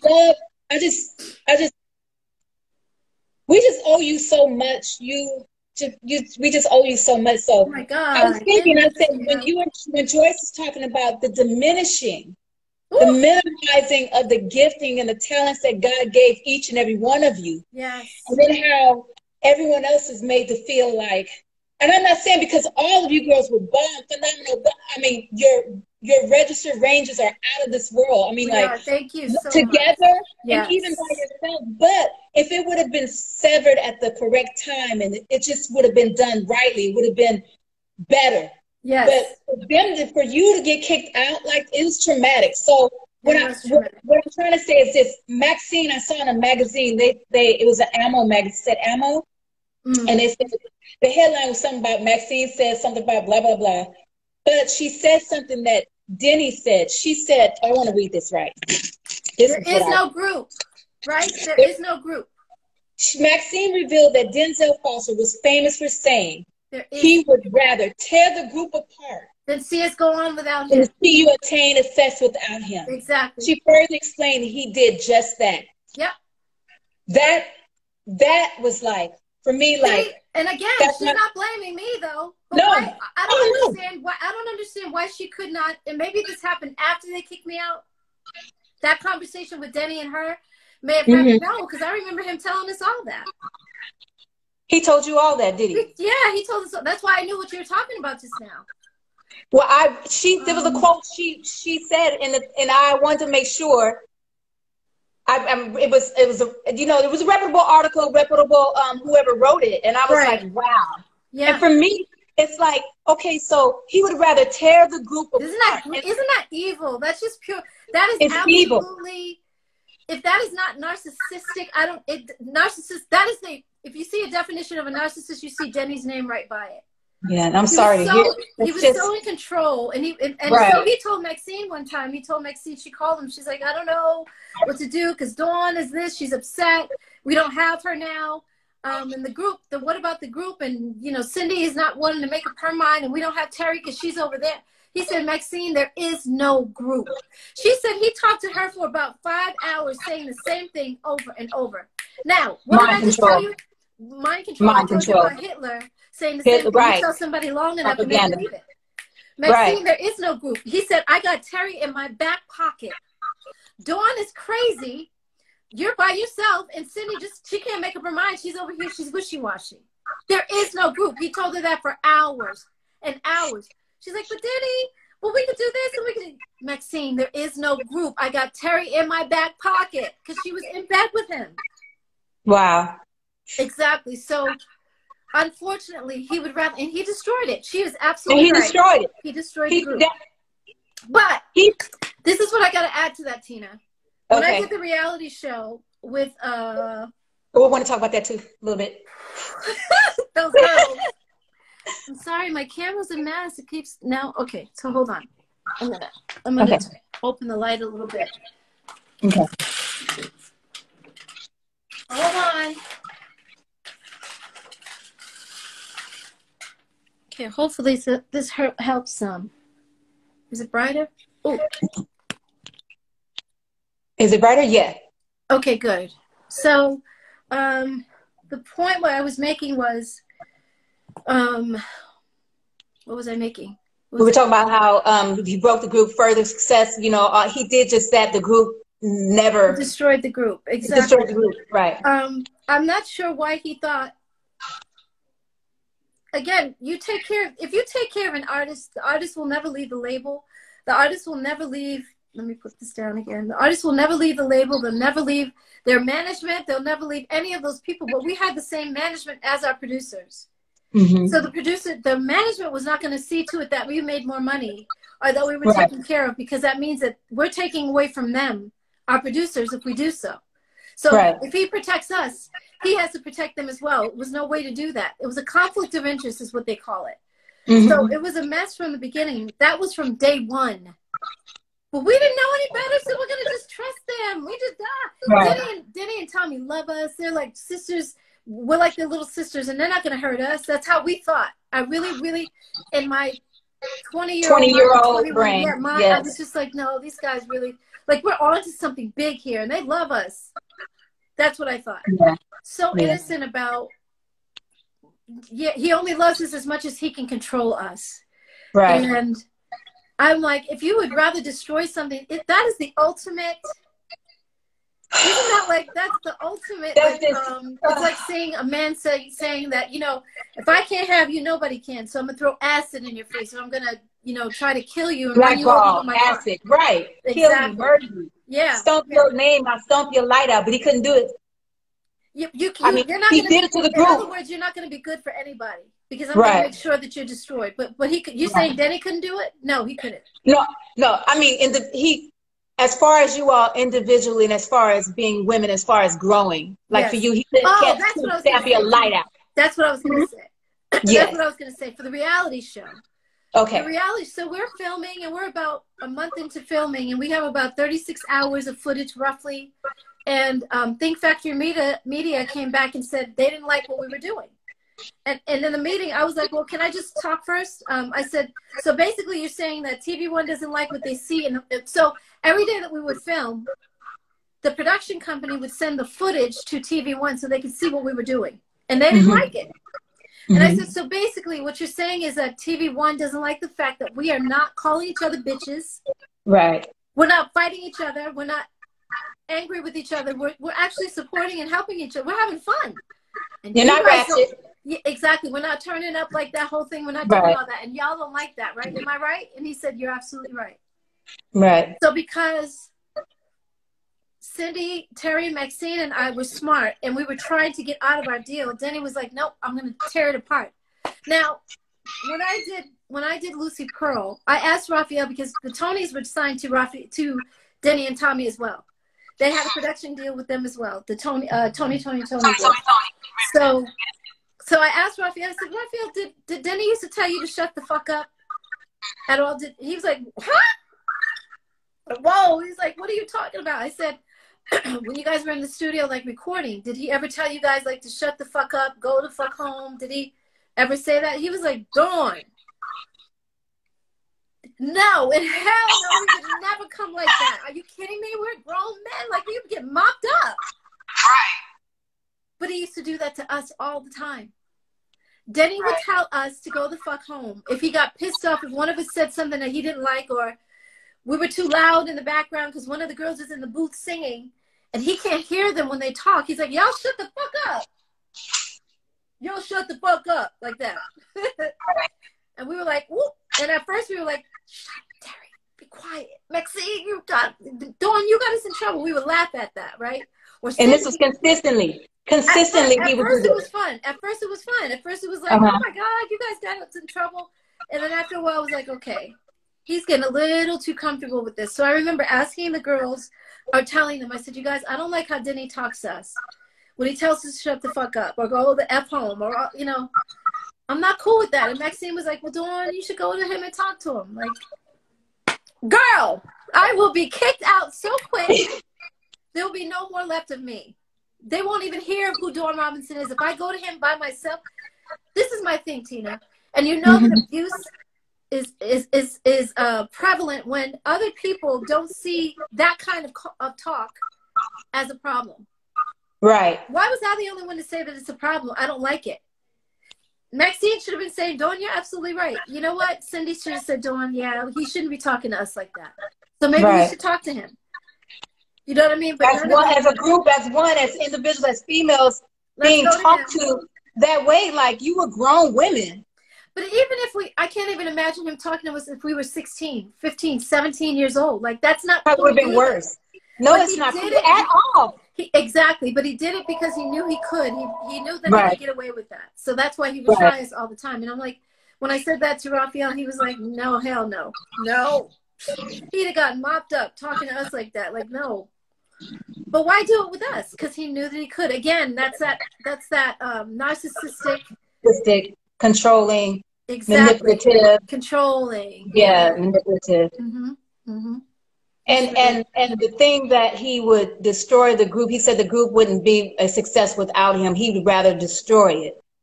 It was almost like a... And I got something for that too. So, what'd you say? I got something for that too. Okay. We did our biggest hit without Denny and Tommy. Exactly. And I used to tell the girls that all the time. Why are we Denny and Tommy to death? Denzel Foster, Thomas McElroy, okay. They gave us our start, but they didn't give us the life and breath in our body. Like, stop acting like you guys are so indebted. The only way that I can describe the mentality that the girls had with Denny and Tommy, and especially Terry had with Denny and Tommy, is to look at how prostitutes work every day, all day long, around the clock. If it's cold outside, there's snow on the ground. If it's 110 degrees, doing all that work all day. And they come home, and who do they give their money to? Their pimp. The pimp. Yep. That was Cindy and Tommy. That was the loyalty that Cindy and Terry had to this man, and Maxine too at a certain point. Because she was one of the ones in the beginning keeping me out the group as well. So as much as I love Maxine, I love them all. But I mean, she was no different. She was right there doing it in 97. In 97. I have a couple of questions here. Yes, can we listen to questions from the fans? Yes. He was pimping us, exactly. I don't know. Yes, he was pimping. Yeah. You want to read from your side? Because I don't have the You don't have it? Oh, yeah, sure. So it says, I think it's KP Carter. Would she go back to the group now if they asked her to? Nope, I would not. They have already asked. We did that thing like you were talking about, the Cancer Society for Sylvia and Rome last year. Yes. To me, there was a control that Cindy and Terry had, that they made it known without actually saying it, that Maxine and I were just work for hire, basically. And I didn't like that. No, there was no mutual respect. And I started, and here's the thing. I as much as I can, because I try to be open-minded, and I try not to judge, and I try not to be so, I don't want to come from I try to give them sometimes a benefit of the doubt, but as far as like when I watch some of their interviews, but I started noticing when you and Maxine, okay, this is girl talk. When I started noticing you and Maxine, y'all was out there, y'all were doing it, y'all were the funky divas. Exactly. So I see a podcast, I'm like, wait a minute, why y'all acting like, and I felt like, why can't they have entitlement to that name? You guys, you ladies were half of the group, Funky Divas and the ENVOGUE name. Like, exactly. Like, why can you take that name and then make it, there was 5 different Temptation groups still performing to this day. Exactly, they are. You know what I'm saying? So when it's a couple of different Climax groups. Exactly. Mary Jane. Yeah, you're absolutely right. When I left ENVOGUE, Maxine was part of the whole thing with me not using the name. So we had to have Dawn sign off on using the name ENVOGUE. I was like, fine, I signed off. This was 97 when I first left, and they kicked me out. Right. So I signed it. Fuck you guys. Excuse me, but I can't. I can make my own way. I can figure it out. Right. And then I was like, well, wait a minute. I did help create that. Why am I just letting it go so easily? Yeah, I was pissed off at myself after, but I signed it. So when Maxine contacted me, all of a sudden, out of nowhere, she's like, hey, Dawn, in an email. I know I'm the last person you want to hear from, or you expect to hear from, but Cindy and Terry is suing me, and I figured that you and I can work together. Oh, wow. Really, Maxine? Wow. So is this the same person that just wanted me out of the group? Like, you didn't have my back when I called you the next day after leaving Terry's room? And I told you I called Maxine the next day, and she's like, whatever, Dawn, you're out of the group. We already know. We already made up our minds. Oh, wow. So is this the same person that, you turn your back on me, and now all of a sudden you need me? Right. You never know what bridge you're going to have to come back over when you cross that bridge. Oh, no, exactly. I need her. Right. You should have treated me well. Right. But, okay, let's talk about what we can deal with, because if there's money to be made, then I can put all my differences aside with you. So fast forward. I'm losing my thought. Fast forward. So Maxine reached out to me to work. She reached out to you and said she wanted to be a part of you guys. You just do something together. The name. So Funky Diva. So Maxine and I did a few shows in 2013 together. That's 7 years ago, and it didn't work out. Maxine and I did a show at Yoshi's in Oakland, and that was a big problem for me. Exactly. You were there? Yeah.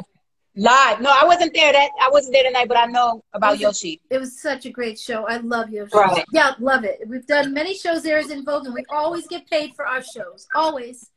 Right. And Maxine and I weren't talking to each other very much because she was mad at me because I told her manager to stop posting photos of us before we get our contract. Right. You don't put aside, just because we're not ENVOGUE doesn't mean that we put aside our professionalism. And we act like we're brand new, and so I was saying to Maxine's manager, before we get the money in the bank, before we get the contract signed, please don't post any pictures on social media, because if we have to tell the fans that the show didn't happen, we look like we're a no-show. Right. So please wait. And that's damaging to your brand. Absolutely. So please wait until we get our contract signed, and then we cash that check. Because just because they put a check in your bank account doesn't mean that you'll actually get that money. Right. And they can cancel the check any day. So let's cash the check, and then we're good.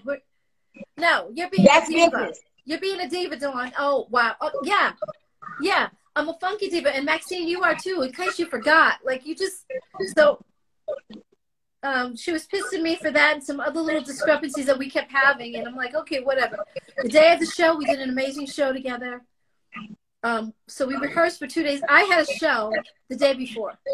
Maxine's manager tried to get her on that show for the Juneteenth festival. Okay. Excuse me, in Richmond. Richmond, yeah. Exactly. I know Richmond, yeah. Yeah. And Maxine didn't get on that show, so she was pissed off. So I don't know how whatever she did, but I didn't get paid for that Yoshi show.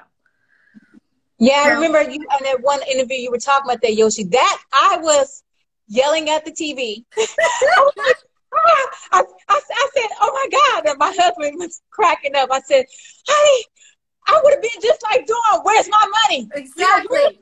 You know, Maxine loves me. Where's my money? Exactly. Purse on my your arm. need to be paid. My band need to be paid. Me and my boyfriend got to get back where we got to go. Where my money at? You know, I've been waiting. Where's my? And would have been there the next day like you are. What time do you open? Blah, blah, blah. You got all these people's mouths you got to feed and stuff like that. Maxine, where you at? And my first thing I thought, I said, she got paid and Dawn didn't. Yep, exactly. And we were on the phone. This is why I tell people you have to deal with stuff at the time, because if you act like it didn't matter, it didn't bother you, and you let it go. And I didn't put two and two together that she got paid that night, but that night, like literally, you're gonna leave me with the band, sitting in the venue, crying. I was just like, you guys, I'm so embarrassed because this is nothing that you don't show the band your tears. You never cry. You're the boss. Right. Boss. You're the boss. Right, you're the boss. You're not supposed to cry in front of the insubordinates, or whatever you call them, your employees. Your employees, yes. But Maxine left that night after the show, and I was like, Max, where are you going? Like, what is up? She's like, well, just call me, because I can't do anything by staying here. What? Wow. You cannot leave me with the band by myself. So I'm sitting there with, what, 6 people? Guys, I just showed up, and I'm crying, and I'm telling them, I'm so sorry, I don't know what this is. And then I call her when I let the band go at 1 o'clock in the morning. 1 o'clock, yeah. Maxine, I just let the band go. I'm still here. The promoter still hasn't shown up. I'll call you when he does. 2 o'clock in the morning, Yoshi's was like, we got to close the doors. Oh, my God. Okay, what time are you guys here tomorrow? I'll be here at 12. Okay, cool. So next day, I leave. I'm like, Maxine, I'm getting ready to leave. It's 2 a.m. He never showed up, but I'm coming back tomorrow. Right. And the next day, I get up, I check my phone, no Maxine. We shower up, we go downstairs, we eat breakfast, we go across the street. Literally, you can walk over to Yoshi's, but we drove because we were going to leave straight from there and go home. To LA, right? Because I think you said LA. Exactly, to LA. You want to go to LA, right? Mm-hmm. And no Maxine. It's 12 o'clock, 1 o'clock, 2 o'clock, 3 o'clock, no Maxine. I'm like, okay, Yoshi's, if the promoter shows up, please tell him that he has a lawsuit on his hands. I'm suing his ass. They were like, well, please don't sue us because we have nothing to do with him. He's freelance. He works for whoever he wants to. And I'm like, well, okay, well, we won't sue you, but you guys shouldn't have somebody working like that for you. I called Maxine again. I'm in the car. I'm driving home. I probably text Maxine 5 times, and my ex-boyfriend was like, Dawn, stop calling her. Stop texting her. She's not answering you for me. She's not going to answer. Exactly. Yeah. And so a month after that, I told Maxine I have a lawsuit. Court is, I told her like a few days before court that it's going to happen. If you can make it, it'd be great. The day of court, I'm sitting outside of my car. I'm in Orange County, which is the wrong county to sue in. Right. And I told her I'm getting ready to go in the court. I think he's here. I'm nervous, so I don't know what's up, but I'll let you know when I get out. And I went into the court. The judge told me, and my ex-boyfriend, he said, you would have won this case, but you sued him in the wrong county. You got to sue in Oakland, where the contract originated. Yeah. So, came out of court, called Maxine again, excuse me, and text her, and I said, what's up, Max? Like, I'm not even hearing you. What's up? Like, I lost the case because I sued in the wrong county. I should have sued him in Oakland, and here I am in Orange County. It didn't work. But I don't have money to go to to Oakland and sue him, but that was it. I just left it alone. And so, fast forward to this year, or last year, earlier, February, we were on the phone with our manager, and I couldn't go any further in business with her because I had to deal with that problem. That Yoshi situation is still sitting on my heart. Did you all talk? Did you ever talk about it? Did you all? Nope. Did you? That's what closure needs to happen, like you said, because it's still in there. Yeah. So as much as like my husband always tells me, he said in our relationship, he's like, if we don't deal with the core issue, you can say you're not mad, you can say you're not upset about a situation, but if you don't deal with that core issue, festering. It's festering. Yeah, exactly. Yep. It's festering, and it's going to come out some way. Absolutely, Tina. But I dealt with that. So this is why I say you need to deal with it at the time. 7 years ago, we should have dealt with that. And I didn't bring it up to Maxine. Well, she wasn't answering my calls or my emails or my texts. Right. So how do you deal with something when nobody wants to contact you about it? Right. So here we are on the phone with our manager, and all of a sudden that comes out. I'm like, Maxine, I can't work with you until we deal with this. That Yoshi situation. She immediately went into, Dawn, you made that money. You got that money, Dawn. You and your boyfriend, your husband, she kept saying. I was like, Maxine, first of all, calm down. Second of all, you know that man was not my husband. He was my boyfriend. Right. And you also know that I didn't get paid. And if you thought that I got paid, why didn't you stay at Yoshi's and let the promoter show up and prove to the band that Dawn got that money? Right. If you don't have the proof that night, why didn't you tell me that you're going to meet me the next day at 12 o'clock and bring proof that I made that money? You're telling me some bullshit, Maxine. I cannot act like I don't hear what you're saying. Because you're basically blaming me and saying that I got paid when I actually didn't.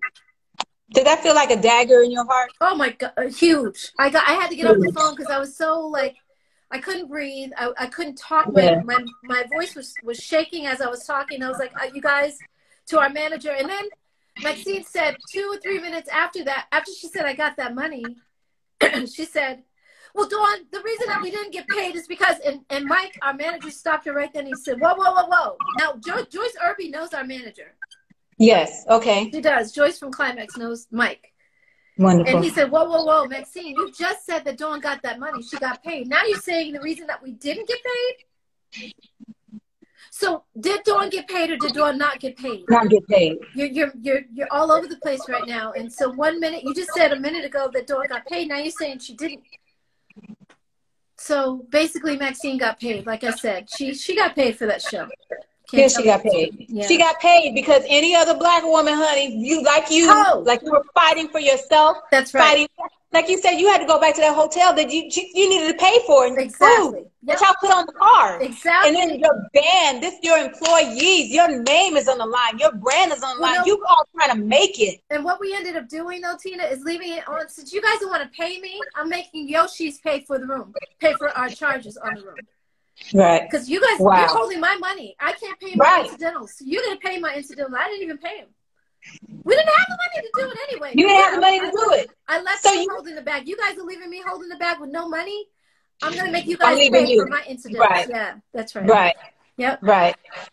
So, Maxine started saying something else on the phone, and she's like, well, no, you can tell when someone's backtracking their words and trying to slip and fall, and what I meant was, and what I said was, no, I gotta go, and I just hung up on her and our manager, and that was it. So Cindy and Terry, all of a sudden, they're starting to hear that Funky Divas are doing stuff. Maxine and Dawn. So they decided that they wanted to use that name too. Cindy called me. I still have her message on my phone from last year. Dawn, this is Cindy. We want to use the Funky Divas name, and we want to see if we can use it between the two, you and Maxine, and me, Cindy, and Rona. Me, Terry, and Rona. And I didn't call them back because I was like, first of all, I sent an email, and I CC'd everybody. Maxine, our manager, their manager, and all three of them. Cindy, Rona, and Terry. And I said, you guys have used this name, ENVOGUE, for all these years. We helped you guys build it. I can't benefit from it financially. But the one person who was brand new in the group has benefited from this group for the name ENVOGUE for 20 or 14 years. Rona's been with them. I've been gone for 22 years. Right. So you guys have been able to benefit financially from this, and I've been broke so many times. Like I slept in my car at one point. Right. So you're telling me that now you guys use this? You need this name too? How do you need Funky Divas? When do you ever use that name? They never use the name. Exactly. Like you and Maxine could not use that name. Like it's crazy. We weren't allowed to use it. Yeah, because didn't they sue you for it? They told you cease and desist, and you weren't able to use it. Cease and desist all the time. That's crazy. But then they would use my picture. overseas. That's shady. That's a part of the honey. That's see, the whole thing about Shades of Honey is that what shade are you living under? What character are you throwing? Because there's sweet honey, there's all different kind of honeys. What scent are you giving? What shade are you living under? How can you tell one former member who made you all, right? You're still doing what you're doing today. If it wasn't for Maxine and Dawn Robinson, Maxine Jones and Dawn Robinson, you would still not be performing today. Exactly. That's right, Tina. You could not and could give her Funky Divas? Yeah. Really? I couldn't believe it. The people that love you, you are Funky Divas forever for life. Thank you so much, y'all. Thank you, Tina. We love you. Well, the thing is, I was telling them too, it's like the only time that we were called ENVOGUE Funky Divas was when that album came out, but Maxine and I were included in that. Right. So you can't take that from us too. You've already taken ENVOGUE all these years. Why take that? Exactly. I was like, you guys are freaking greedy. It is greed. You're threatened by the fact that Maxine and I are now, working out there, and you think that we're a threat to your territory. Because you guys have been working all these years, making money hand over fist because of us, because of me. Even like I said, Maxine was a part of that shit when she kicked me out in the beginning. She was making money without me. I was left in the cold by myself, having to fight the three of them by myself. By yourself. So yeah. I love Maxine, but sometimes I have to like digress from that because she did the same thing to me. And had she had my back, we would have, you know what I mean? Help me work this out so that we can get, all I was doing in the beginning, Tina, was making sure that ENVOGUE got paid the way that everybody else, that our record company, our producers, our managers. Exactly. And you had every right. You all were the breadwinner for everyone. Everyone benefited off of you all. And it's just, I felt like, and sometimes when I just saw that they did a, I can't explain it. And I know for it's a little bit painful to watch them talk about the 30 years. Yeah. And they were on the Fox thing. And I think Diva and all of them, I think they're wonderful women. I think they do a great job with their podcast. And I was just like, it's not right because and one thing I will say that they do when they bring you up and they talk about you and Maxine, they do come from a place. I noticed that their eyes light up because I'm an empath, like you're an empath. Right. And I feel burdens. I feel burdens, and I feel the environment or whatever. And I kind of like discern and look, and the facial, all of that. And so I noticed that when Cindy and Terry, when they do talk about you and Maxine, sometimes it's from a place of like a real place of love. Got it. And a real just a place of love. Like they still honor, they still respect you, but at the same time, it's like what these girls ride and die. I mean, y'all rode to the end where you could rode off with them. Exactly. And for them to be able to glean off the 30 years. Whatever that they're trying to do, it doesn't, and it's foreign to me. Yeah. It's really foreign because it's like, no, ma'am. I just wish that we had a manager that would have stepped in and said, "Wait a minute, this is not right. We are not allowing the record company to do this. Let's pay these girls. Yes. Can't we just pay these girls first? Because that's all the Dawn is talking about is getting paid, making sure we get paid. So are we as a label, are we as a manager, are we as producers, are we okay with these girls still getting two pennies a record?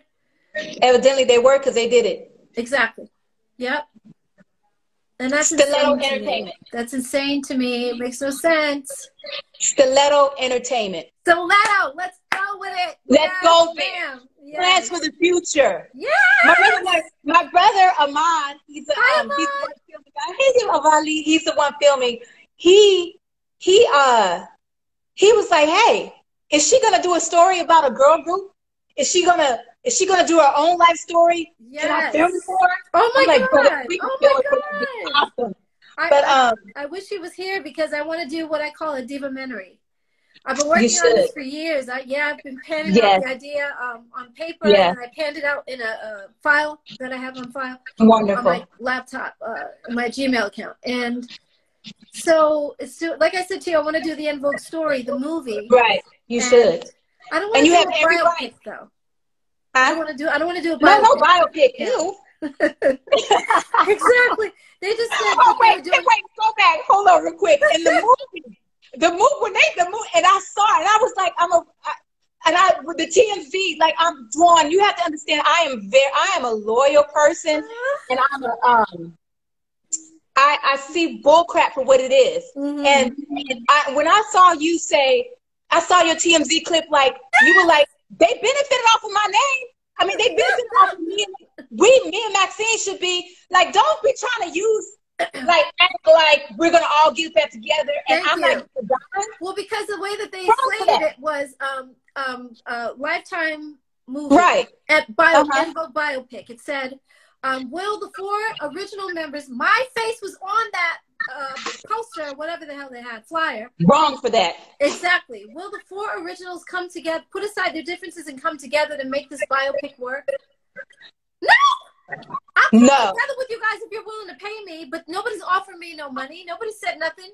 But so you guys can give me a cease and desist whenever I try to use the name ENVOGUE, but you can use my picture to promote something that I'm not even involved in. Are you kidding me? I'm so tired of Cindy, Terry, Maxine. I really am, because they have done so many things over the years that it's like so much unfairness. Let's just like, come on, man. How much am I supposed to take? And we love Maxine too. Well, I do too, and I love Terry and I love Maxine, but I don't like their actions. I don't like what they've done to me, and now it is coming to, and Maxine's included in this. She's got to pay for her debt to what she did to me. Her karma is just as affected. Just as affected. So, you know, now in that meeting that I told you I was in, and Terry said, it's just different. That same meeting, I said to Cindy and Maxine, I said, you guys could be in my position. You could be in the hot seat just like me one day. One day. And you need to think about, and I think I said to you, and Cindy said, yeah, I got to think about that. Yeah, you do. 2 years later, Maxine was kicked out. 2 years after me. Right into you. Exactly. Come on now. So I don't understand why people can't just do right when they're in it. It's like when they're in it, right. If you're not happy with the situation, I'm talking about a boyfriend, girlfriend, husband, wife, husband, boyfriend, girlfriend. If the parents are not happy with their kids, talk. If nobody communicates, you as a co-worker with your other co-worker, your boss or your neighbor, things get out of control. Yeah. People lose. They start talking about each other, having these sidebar conversations in their house about the neighbor and what they do, but they're not telling the neighbor. They're not talking to the person. Can we talk to each other? And they're not dealing with it. Yeah. Exactly. And so that's how things blow up and become huge and ugly, and ENVOGUE fell apart because of that. Right. But I'm so proud of the moves that I made, and that I didn't get out talking bad about the girls. I told my truth, but I didn't. Right.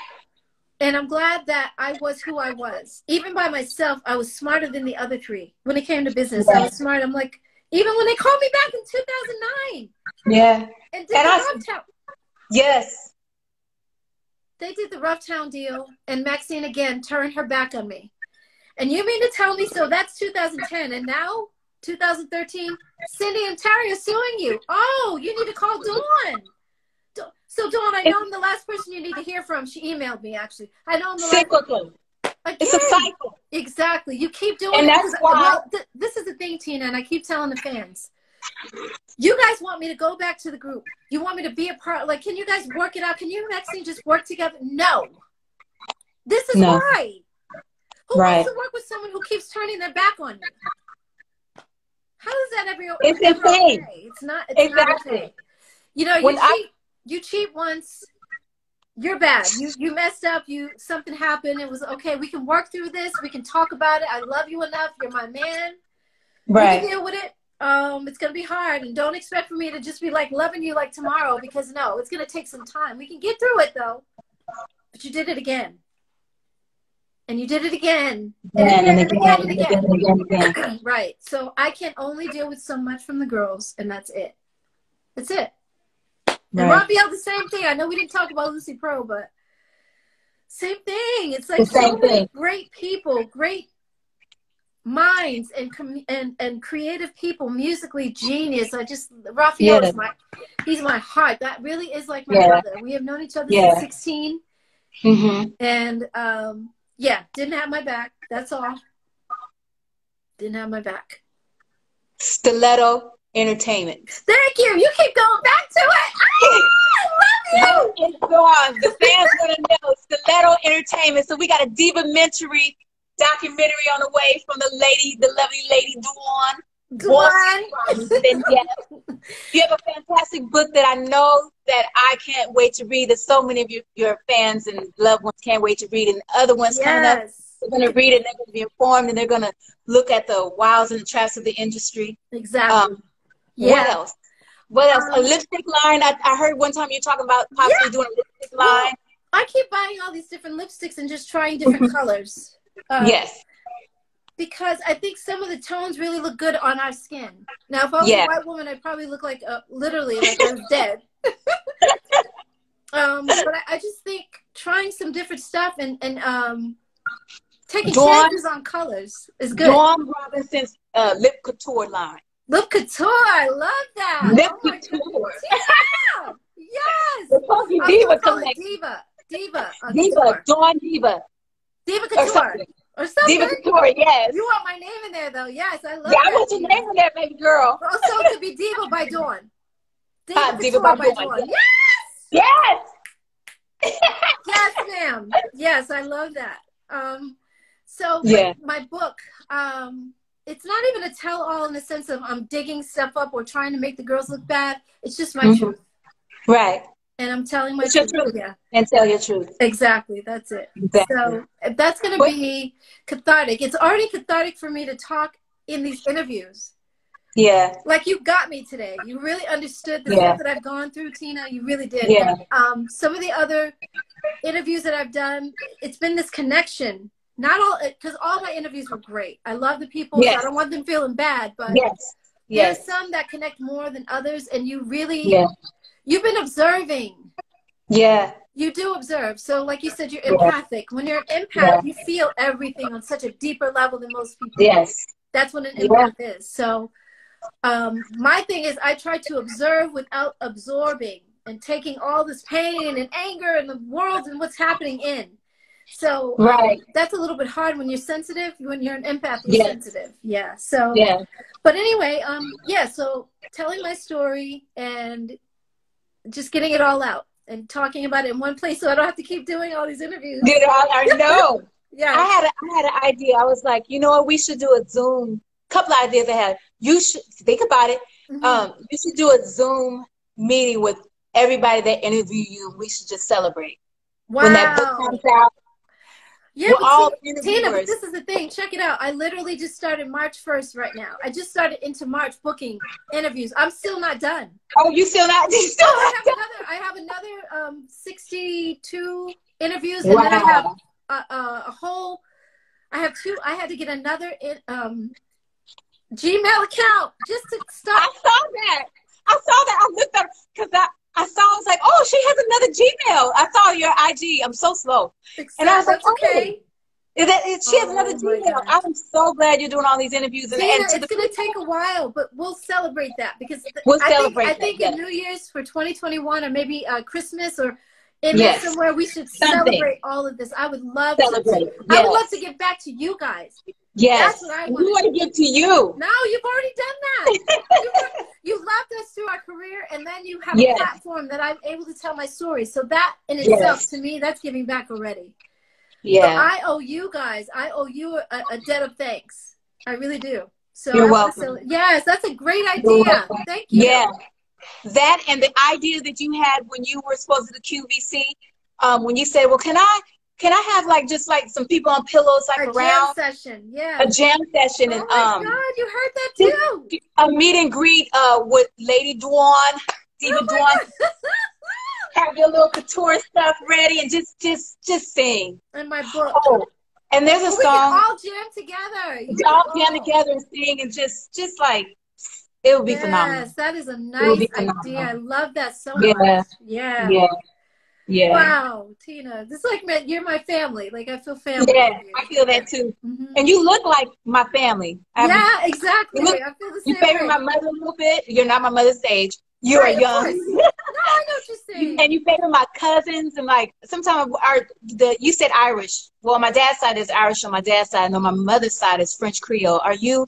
Wow. Is your mother French Creole and Indian in yours? I don't know. Indian, yes. My grandfather, my grandfather's mother, like hair down to her butt when we were kids. I was always like, you know, beautiful woman. Yeah.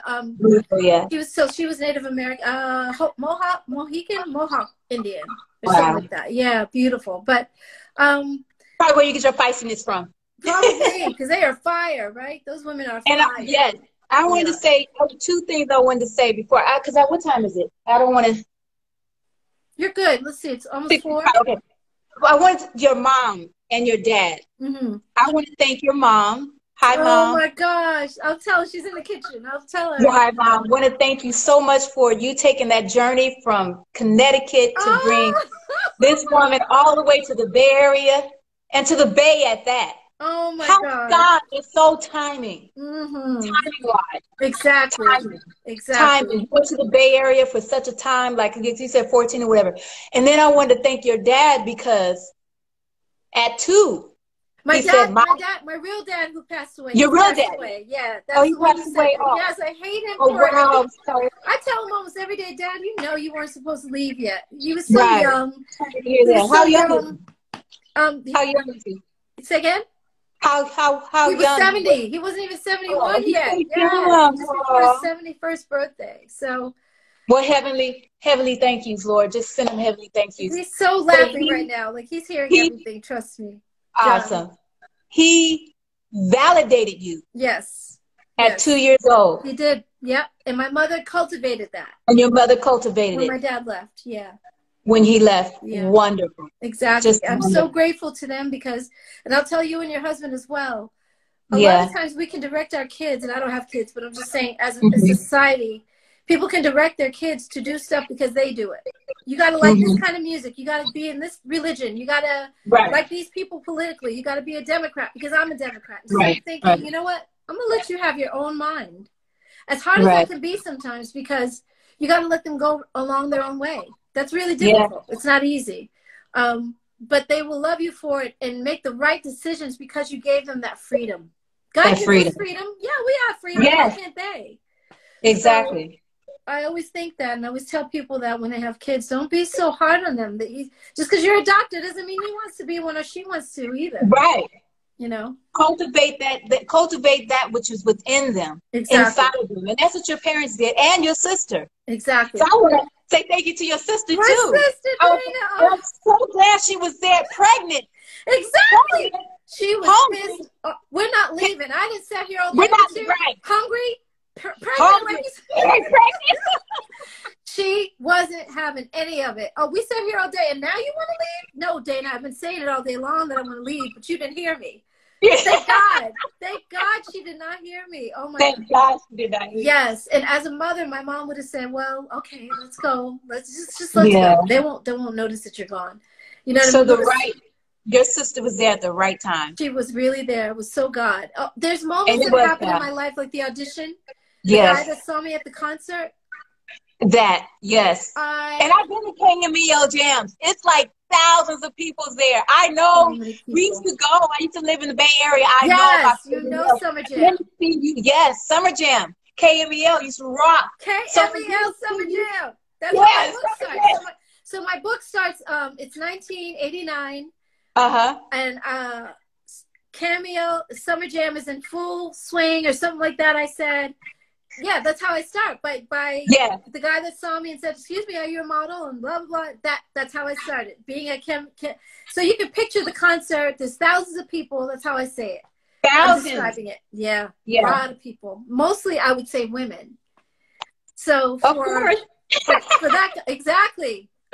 But for him to stay in that spot again, there's moments in your life when you walk away from an accident and you're like, "Oh my God, I'm fine." That's a God moment. Or a God moment. When you go back to a store because you think you left your wallet and it's sitting right there and you left it on the counter, nobody took it, or your phone. Nobody touched it. God. Yes. Or, you weren't going to go to Starbucks this day, or you weren't going to go here, but you decided to stop it, and then you meet the love of your life. Like that, those moments, I feel like that Summer Jam moment was God for me. Because he stayed there even after I was rude to him, saying whatever about a model. Okay, yeah, try that on somebody else, because I ignored him. And then when I came back, he was still there, Tina. Right. God knew. He knew that I was rude, and he knew that that guy had to wait. God knew. And then also think about it. What if you would have said you were a singer first? Were you a singer first? To think about it in retrospect. Yeah, I would have talked to him even longer then. You would have talked to him even longer. Oh, but yeah, it's like, he would have said, do you sing? Then you would have been reeled in. But then it's like God wanted to remind you throughout the years, throughout the time, like, you were rude to him. You showed him the hand. And I was there for you anyway. I'm still God. And I was there for you. Yeah, well, not even just that, but you were rude. But just how it took the second time, and he was persistent. Yeah. Even in your rudeness. Yes. How God is like, I chose you. Yes, exactly. I chose Dawn Robinson. When I say it's a God moment, that's exactly all of what you just said. That's what I mean. Yeah. Yeah, it's a God moment. Let's answer some questions from them before we go. Yes. Let's see. I was a sperm and an egg in 1989. Keith. Oh my God. I was a sperm and an egg. That's gross, Keith. Well, it's true though. I get it. Have any of the girls said anything to you about the recent interviews you've been doing? That's a good question. That was Princess. Have any of them said anything about what? Princess Crown. Have any of the girls said anything to you about the recent interviews you've been doing? That's from the Princess. Maxine got upset with me because I talked about what I just told you about, the Yoshi show. Okay. And she said, you said that I stole from you. I'm like, Maxine, I never said that. No, you didn't say that. I said, in other words, whoever's telling you this stuff, make sure that they get the story right when they come back to tell you I was going to say a bad word, but when they come back to tell you what I said, make sure they have the details straight. I never said you stole from me. I said, you got paid, and the band did not, and neither did I. That's what I said. Right. And the way that you left that night, everything that you did showed a person who already got their money. In other words, what I did is I stayed with the band until 1 in the morning. I let them go. Right. I stayed until Yoshi's closed at 2 a.m. I came back the next day. I sued him a month later. Those are all signs of someone who did not get their money. Right. You left. You got your money. Exactly. You got paid. Girl, I'm good. I'm good. I'm going home. I'm good. I'm going. That's what she did. So the way that you behaved was a person who got their money. You didn't care that I didn't get paid. You left that night. So I think I showed more than enough that I did not get paid. And I took it the extra mile when I sued him. You didn't care less. You cared less. Yeah. Right. Now, Kiki Green, the one host of Talking Sheep, my homegirl, she's actually in Vegas. She actually says she saw you at a Berry Gordy party 4 years ago, and she wanted to talk to you. Yes, but she wanted to talk to you, but she was like, I don't know, she just wanted to give you your space or whatever. But she's in Vegas. You two should connect. Yes. She's amazing. But she brought up something earlier. She said, ask her about, is she getting any flack for the whole Luther Vandross, you sharing a story about Luther Vandross? No, have you been getting any flack from anybody? Not at all, because we shared that story, and when it happened, we did Vibe magazine. Right. So we all talked about it. Cindy called him, we used to call him Loretta on the road. I mean, come on. So we talked about this. This is old news. Like, I'm not bringing up anything that we didn't all discuss in Vibe magazine. We all had something to say about Luther. Right. So yeah, there's no get in trouble with who? Flack for what? You know what I like? You know what I respect and admire about you is that the characteristic that you have, like when you're sharing your story, you're not throwing people under the bus. Okay. You're not shading them, or you state the facts. It is what it is. Exactly. And you're still real about it. You're still human about it. Right. And it's not I'm not trying to be hurtful. So I hope not exactly. Not trying to be all snakish with it. No, none of that. Yeah. I hope not. It's really hard when you tell the truth. Sometimes people look at it as, oh, she's throwing shade. Right. Or you know, even when I did talk about Luther Vandross, they were like, well, why would you talk? Luther's dead and gone now. I'm like, exactly. So it's not affecting him at all. But we also talked about this in Vibe magazine when it happened. Right. Luther also apologized to us and Anita Baker because she went in on him too. Trust me. I'm not the only one talking about Luther. Right, so, right. He apologized to us for New Year. His New Year's resolution one year was that he's sorry for what happened with ENVOGUE and Anita Baker. Good. So come on. I mean, that's good. So I'm talking about. But the things that I'm talking about with Luther, I want people to laugh because it was funny. Right. It is funny. Come on, they call the police on us and arrest us for walking past his door. Right. Luther, really? I was trifling, and Cindy was pregnant 7 months at that. Like, exactly. y'all walk straight to the stage. Nigga, you can walk. Right. You can walk around the whole Coliseum to the door and walk through the audience, you know, because he wanted us to walk down the steps inside the Coliseum to the stage. No. You do that, Luther. So, and you could have walked in the booths that you saw them that they were firing in those Gucci booths. Exactly. Well, get the pregnant woman and then the divas get on the stage. Wait a minute. Remember what I said too? That he told us in that meeting when we were on the road with him. He said, "So y'all's manager got you in this." He's pointing at all of us, and I mean, he was so confrontational. We were like, "Oh." He was like, Dawn, Cindy, Terry, Maxine, your manager, David Lovett, he got you into this. And we were like, and I was like, yeah. He's like, so you guys, I told you that you couldn't wear certain things and you're out there wearing them? You're upstaging me. That's how he said it. And I am a girl group. So, in other words, that's what me and Kiki were rolling off that earlier. Okay. I'm a girl group. And Terry, like I said, Terry was sitting right next to me, so she was digging into my leg because he couldn't see us. He couldn't see her hand under the table. And she was digging into my leg like, did you just hear him? What he just said? Oh my God. He said it. How did y'all not crack up? How did you hold that in? Out of there, it was like, oh my, did you hear him say that? He said he's a girl group. So we already knew. Right. We were around him. When you're backstage with someone, you get to see their character. So we knew that he was gay. He didn't hide it. Right. Consummate performer, like you said, perfectionist. Every night, over the top, wonderful. Show, are you kidding me? You don't stand there every night. When you've seen the show, you've seen it once, you've seen it a million times, and every night we were like, "Oh my God, he's so amazing! Oh my God, here and now, I promise to love." That was beautiful. Here and now was beautiful. Oh, beautiful. Because the girls would have these movements. I know you guys are not going to see my hands, but here and now, I promise. Oh, it was so lovely. It was just, it was graceful. Elegant, it was sophisticated, graceful. And they would grab their hand, and they had on these gowns that were like this. So they would come out, and like I don't know, 1800s or whatever the year that was. Gone with the Wind is all I can think of. Yeah, those and all the sparkles through the gowns. Like I'm like, first of all, we're blinded just trying to look at them. So how are we taking away from you, Luther? How are we taking away from you? He would have every sparkle on them, and they were gorgeous, like little dolly birds. It was so beautiful. And he would grab one of their hands and dance with them, and then he twirled them around. And then that big part, that big build up, so to take the vow here and and they would echo. So they had that echo in there. Oh my God, come on. It was magical every single night. So I'm not talking about Luther in a way that I want people to look bad at him. I want them to know who he was and how he treated us. But yeah, he was a diva. And he said, a diva.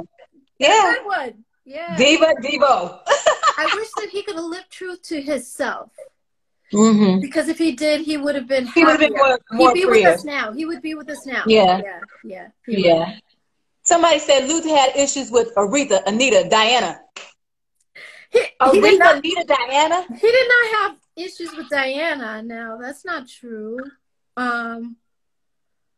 Luther, let me see. I don't see that.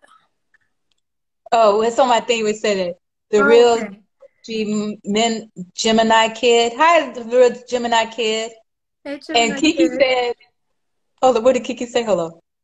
I'm just learning. She said, y'all know I'm going to instigate.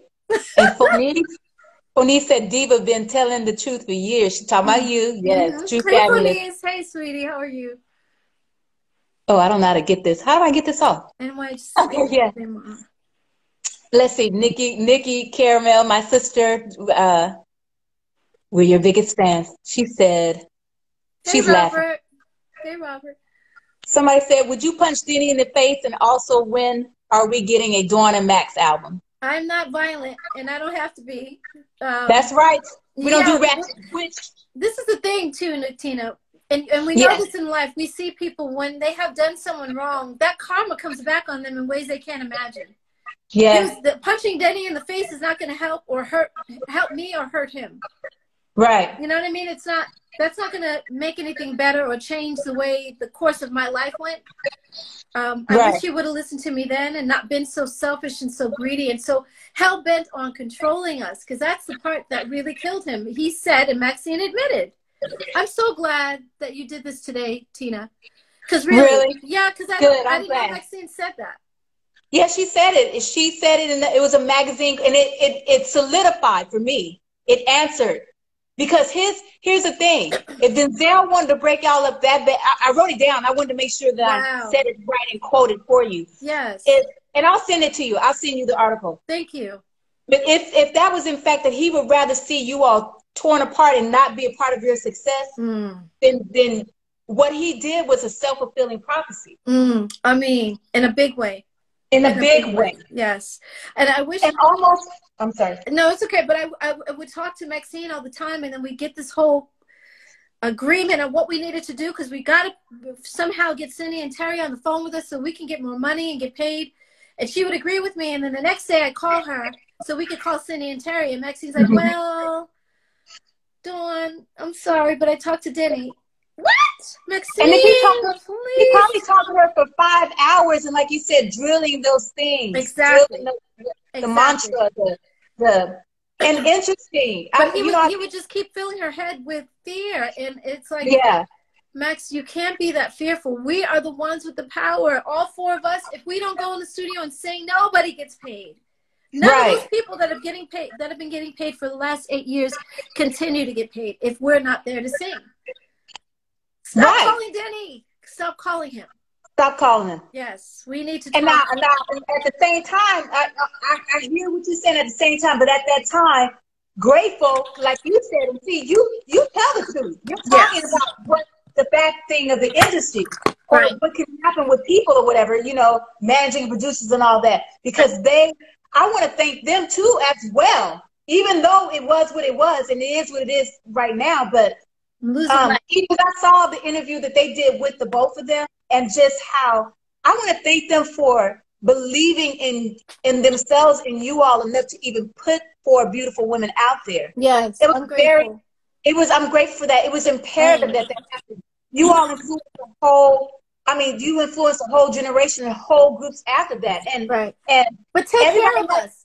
But take care of us, though. But take care, exactly. Because if you take care of us, then we'll still be around so that everybody can continue to get paid, or that get paid. Right. Right. If you take care of us, you're not going to lose us. We're always going to be there. Like, it doesn't make sense to me to be that greedy. So you're going to walk us through your mansion that you say is $20 million. $20 million.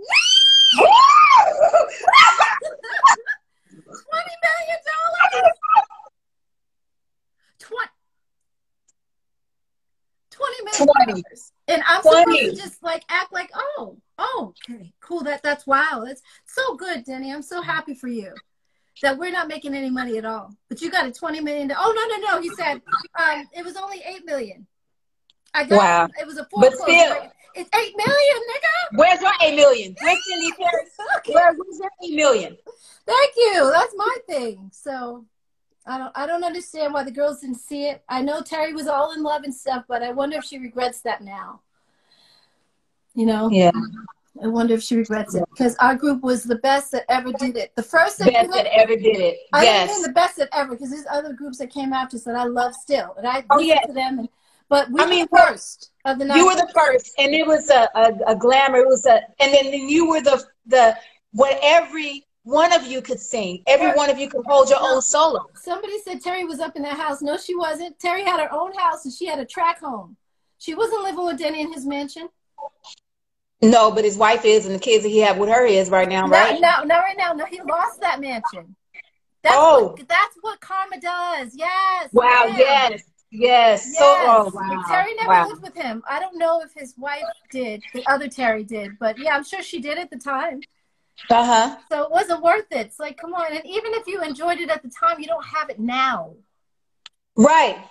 You don't have it now. Like, it does come back. It comes back and it will bite you, honey. Trust me. Anytime the employees are not getting paid as much as they should. In fact, we weren't employees.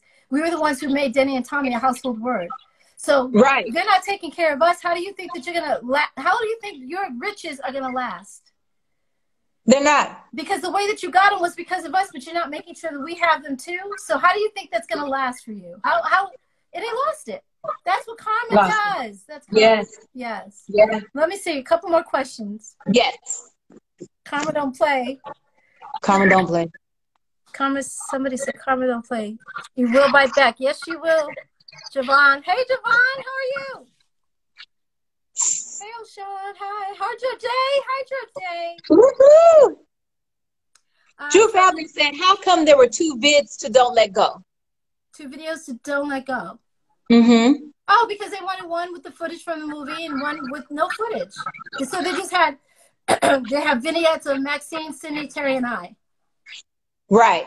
Yeah. So that one I love. That one is just like so gorgeous to me. That was gorgeous. I love the movie, and I think it's just like 4 black women robbing banks. That does not happen ever. Right. It was a risky story, and it was so great. You know what I mean? I think in real life, as black women, we would have gotten away with that. Come on, because we have that mentality like, you know, Harriet Tubman. Right. We're not getting caught. We are not getting caught, okay? Right. That's that. But it was such a beautiful movie. Yeah. So we have 2 versions. Yeah. Hey, Mark Paul. How are you? Who's that? Hi, Kia. Kia's laughing. Kia what? Kia's Kia. She's one of the actresses on the in the Shades of Honey. Oh, hi, Kia. How are you? So my cast and crew is in the building. Okay, Mark Paul. Friends. Kia. Aunt Dawn.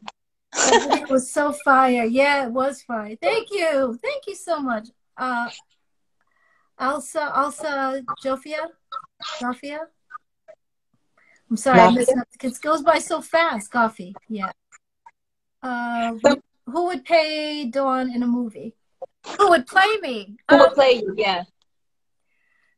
There's a young girl that was on a show. I don't know what show it was. Is it Blackish? No, not Blackish. No, not her. She maybe could play Terry though. But it's like a little girl that looks like she's kind of part Asian black girl, and I forgot her name. But I have pictures of her in my phone. So I think she could play me younger, and then I want to play myself older because I got to tell that story. Right. Yeah, you should. Right. Yeah. Thank you. You should. Where are your glasses, Auntie? Who said that? Mosh Flow. Who's Mosh Flow? Who needs glasses? Who said I don't need no glass? I don't wear glasses. Let's see. What's up? I'm sorry, you guys. This is going so fast. What's up? Cast and crew. Oh, hey. So you're cast and crew. Woohoo! Shades of Honey. That is so good. Someone, Maya Riccio official said, ask Dawn to start a girl group. And by the way, Dawn used to follow me on her previous account. Oh, I did? What did I do? You must have said something and I blocked you. I blocked you. No, Lucifer, no, we can't get. No. I just talked about that, y'all. You missed the part about the reunion. I would love to. I love Raphael, but Raphael got to apologize to me for losing my house with him. There's a lot of stuff that's hard to forgive. I don't know many people that could say, "Oh, it's okay that I lost my house with you. Let's work together." No, it's not okay. No, it is not. Somebody said Alexis Fields and you favor Dawn. Alexis Fields, who is that? Who is that? I don't know. But I was thinking the college, the girl, the young girl. I don't know Blackish too well, but I've seen like clips of it. Yeah. The one with the curly hair, long hair, but she's on the college show too, college-ish or black college. I don't. But she was on Blackish. She played one of their daughters, not the cute one with the glasses, but the older one. The older one. Maybe that's what I'm talking about. Yeah, that's why I think would be good to play you. I think so too. I'm gonna look at her. Oh, Kim Field's sister, they said. Oh, Kim Field's sister. Okay. Now there was something I was getting ready to ask you. Hi, Robert. Hi guys. Let me see. Kim Field's sister. Yeah, that's who she is. Oh my gosh.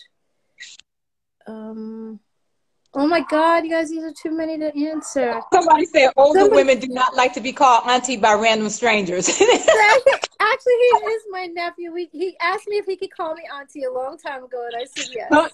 Yes. So he's not too much of a stranger, but we haven't met yet. Somebody said I can play Dawn. I don't know who that was. I can play Dawn. I'm like, who are you? Someone said Nia Longship could play Dawn. Honey, Dawn can play herself, and Nia is beautiful. Trust me, Nia is beautiful, but Dawn can play herself, baby girl. Me and Mia are the same age anyway. If anybody's gonna play me, between me and Mia, I'm gonna play me. But thank you so much. I love you. I love you, Tina. Oh my God, that's funny. Let me see. Why didn't you collab with any rappers? I did. I collaborated with. Oh, I did. Oh, Rafiya Ali. Well, he's not a rapper though, but he's not a rapper. Kiki said, "Oh, I'm sorry." No, go ahead. She said R&B divas. How was that? Oh, I am not a reality TV show person. Exactly. But my wonderful, she was my makeup artist and my friend, Brianna Knight. Love her. She's watching this too. Hi, Bri. She's younger. And she does celebrity stars for the makeup. So one time she sat me down. She was like, T, I just want you to just watch this with me. She said, these girls need prayer. I just need for you to watch it. Wow, and I saw an episode of another show and it grieved me. Wow. But then she said, you'll like this one. And because she knew you were in it. Yes. When you were in. Mm-hmm. And I saw it and I watched it. The few episodes that I did watch, I watched only because of you. You and Shantae Moore were the only people I knew in there. Right, right. And I wanted to hear more about your infertility story because that's been my struggle. Exactly. Really? Wow. Yeah, my struggle. Well, we'll support each other.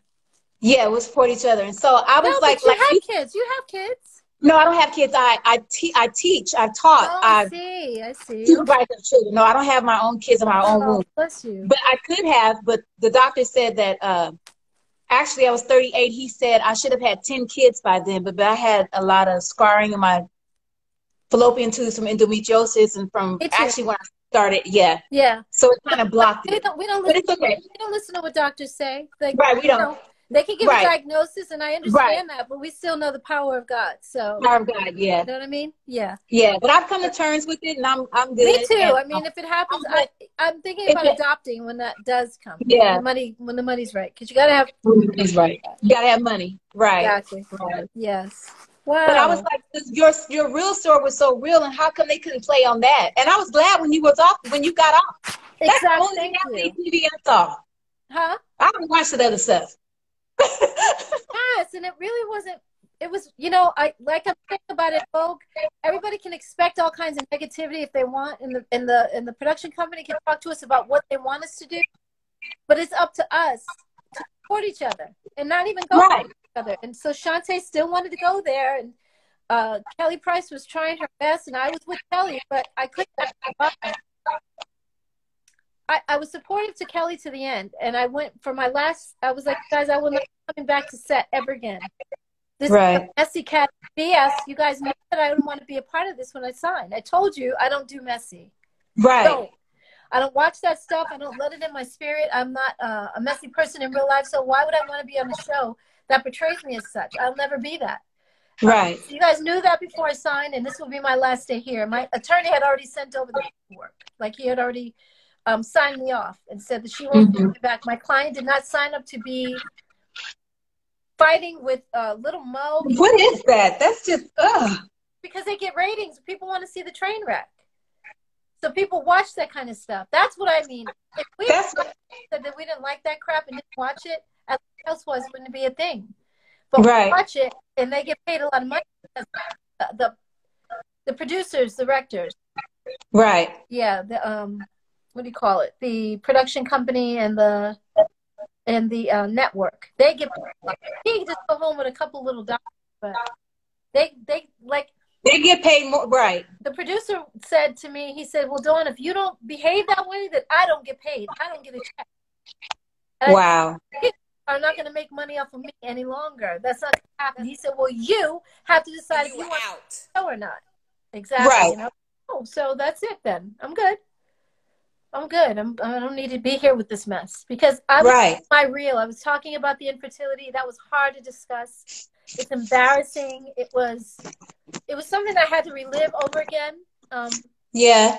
And then an abusive husband that I was married to prior, and talking about that, fans didn't even know that I was married. And then talking about the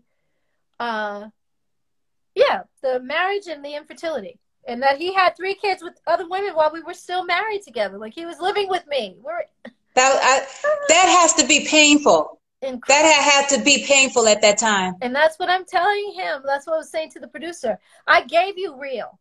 You gave, yes. You need to do a reality show, right? This is what you guys are calling. Oh, I just went in at that meeting, but I said, you guys wanted me to give real. You call yourselves a reality show.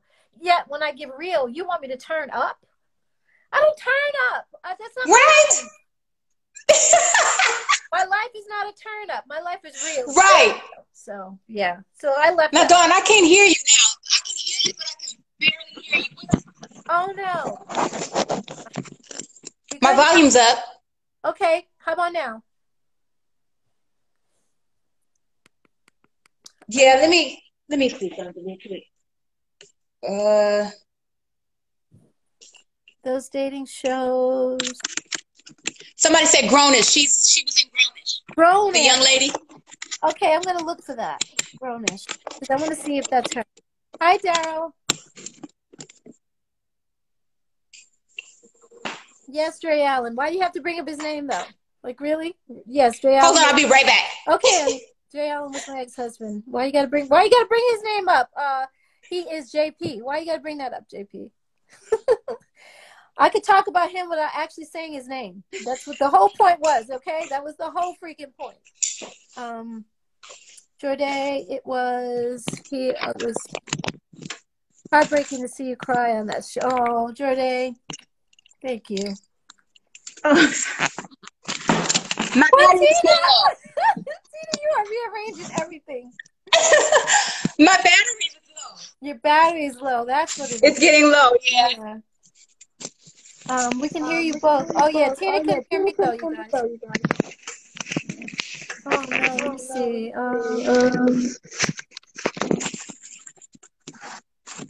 Dawn, what's your favorite song on your solo album? My favorite song is, and that is, who asked me that? Robert asked me what my favorite song is on my solo album is, I would say Set It Off is first. That just gets me going. That song is just so happy. It's sunshine and a long drive in the summer with the one you love. It is happy. It is like going to the beach. Oh my God, is everything happy?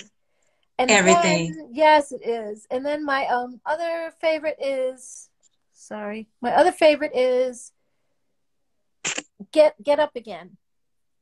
Is that the mood song? It's a song about I met a man walking on the side of the road. Yeah. His name is John. His clothes are borrowed. I can't even think of the hook, but yeah, Get Up Again. So Johnny Walker is what people call it because I say my friend named Johnny Walker often cried about his past. So Johnny said to him, because when you drink, you hear voices. They say when you drink like that, right? And Johnny, the hard liquor. Times get hard and things go wrong. Though you stumble and fall, don't give up. Just get up again. Oh, just get up again. We wrote that song. Yeah. Yeah. You can complain about heartache and pain, and right there you'll remain till you choose to get up again. It's just a fact. Get up. It's a fact, exactly. So that's my second favorite song on that album. And then I love, I love that album a lot. Party Party. Somebody mentioned that song to me the other day. I was like, what? I forgot about that album. The Real Love Javon Stevens says Dawn could play herself for real. Yes. That's true. I am feisty. I am not playing. And I want to tell it truthfully, though. The emotions will come right back, and everything that I felt and feel, I can do that. I can tell it. Only you definitely can. Yeah, exactly. I can tell an actress how to do it, but no. And I've never seen a movie with the actual, I should say, a musical or a documentary or a biopic about an artist, like Elton John's movie or Queen's movie with the actual members of Queen. Right. You know, I thought those guys should have been at the end. They should have had a feature or something at the end of the movie. Right. Mm-hmm. Question box. Question. That's what I'm looking at. Are you? They said it's over my face, but it's not. Now it is. They said, what happened? They said the question box is over my face. But you just put it up. You just put it up there. You didn't have it there the whole time. No. I'm trying to figure out. I'm trying to look at the questions. Yeah, I'm trying to rise above the words that are on the screen. Wow, you saw me in the play in Louisville. Wow, that's crazy. There's a reason for everything. You have so much to give. Oh, that's my sister. Gosh. Hi, Nikki. Nikki. Hi, Nikki. You have so much to give to the world. Are you managing others? No, I'm not managing right now. I have to get myself in a position where I can, because when you're a manager, you're financially responsible for self. So one time, Maxine Terry and I had a place together. Before we actually came out with our very first album in 89, because by 90 the album was released. And we had an apartment together in Oakland, and our lights were turned off. Your lights were turned off? Yes, they were, and our manager had to pay for us. And it was only like, when I think back, I'm like, $42? So us, it was everything. We didn't have it, so he had to pay it. Yeah. You had to pay it? He had to pay it. He had to pay it, yeah. Manager. So, you know, you have to be responsible for the artists as well. And you got to take care of certain things with them. Photo shoot, they may not have the money to do, or get their hair done, you know, stuff like that. So you got to be responsible sometimes financially for them. And I want to be in a position where I'm like, okay, no problem, I got you. But I do want to come to a girl group called Glam. That's my girl group name. Glam. Ooh, I like that. GLAMM. Back in the 70s, the glam movement was really, like, LaBelle was wearing glam. They were glam. They were wearing the big boots and with the wings on the back of their outfits, the silver, and they would dress like Kiss, really. They would dress like Kiss. So Kiss was a rock band, a white rock band. Rock band. And here you got these black women dressing, like, so David Bowie was glam. His outfits were glam. He was really the king of it all to me. He was just so bold. And then you had that kind of edge. I can see that kind of edge in you a little bit in some of your styling. So much. Yeah. In the group, though, I think I cannot do another group, Tina. Oh, no, I know that. I'm talking about you, just like your style. It just seemed like glam, like. Exactly. Thank you. Like if you really could have took off from your solo from ENVOGUE, if it would have all been right. Yes. Like that's kind of the edge you could have. I would have gone exploded in. Yes, exactly. Yeah. Thank you so much. Interesting. I saw last night. I saw it was called the Jasmine brand, and they put up a post about BET is looking for a girl group. I guess it's a reality show, whatever. But I said, you know what? I think they're paying attention to Dawn. Wow. And the reason why and then I'm going to tell you why I think that, because you've been making waves. Yes. And I'm sure that there are people reading comments and like, they miss the girl groups. They miss that. My battery's going to die, but keep talking. Yes, exactly. Your battery's going to die? Yeah. Okay. They miss girls groups, and it's cyclical. It comes around, but there was something about you all that made it. So they're actually looking for, I guess they're going to find a girl group. And I'm like, this is it. This is the alignment. This is the time right now. It's like people are longing for, but longing for stories and longing for reunions and things like that, because it's almost like trying to grab back to something nostalgic and grabbing back to something that feels comfortable, that feels right, you know? And the music today is like on a whole nother level. Yeah, it is. It is what it is. It is what it but is. Yeah, so I saw that. I was like, you know what? I think they're watching. Wow, that is funny you say that. Really, Tina? Yeah. That is really something. I wouldn't be surprised, but I would love I would think if anybody could do a biopic with me, if it's a biopic at all, it'd be BET, because I think they did a great job with New Edition? New Edition, yes, exactly. Yeah. With New Edition. So I would consider it with them. But with them, Glam, yeah. Glam is not for that, though. Glam is so... No, totally. I think when they do a reality show and they want to be messy too much. Not reality. And not even reality. That's what I'm just thinking like the stories. They never get old. Yeah, exactly. The girl group, the formula for that, the sisterhood that could come out of it, the tragedy, the things that happened in it, but like, it just never gets old. It cycles all the way back around. There's nothing new under the sun. Absolutely not. It's just how you fix that. You can't reinvent the wheel, but it's how you make it your own. Yeah. Right. Exactly. Yeah. We weed out the dysfunction. That's right. Yeah. You have to, because why have that? You can communicate anything as adults. Little kids, they don't understand, so they're not aware of certain things. But grown people, we can handle anything. Let's talk about it. Let's just, like, you hurt my feelings when you said this. Oh, wow, I'm so sorry. I didn't mean that that day. I was acting crazy because I had a lot on my mind, and I'm so sorry. And you misunderstood, or I was angry at you, and that's why I said that. So how can we get through this? But you can talk about anything and talk it through. Right. Get what it is. Right. So anyway, I enjoyed this. You got me. I enjoyed this too. 3.5 hours. We started at 2. It is 4:30. Wow. 4:35 at that. Your family.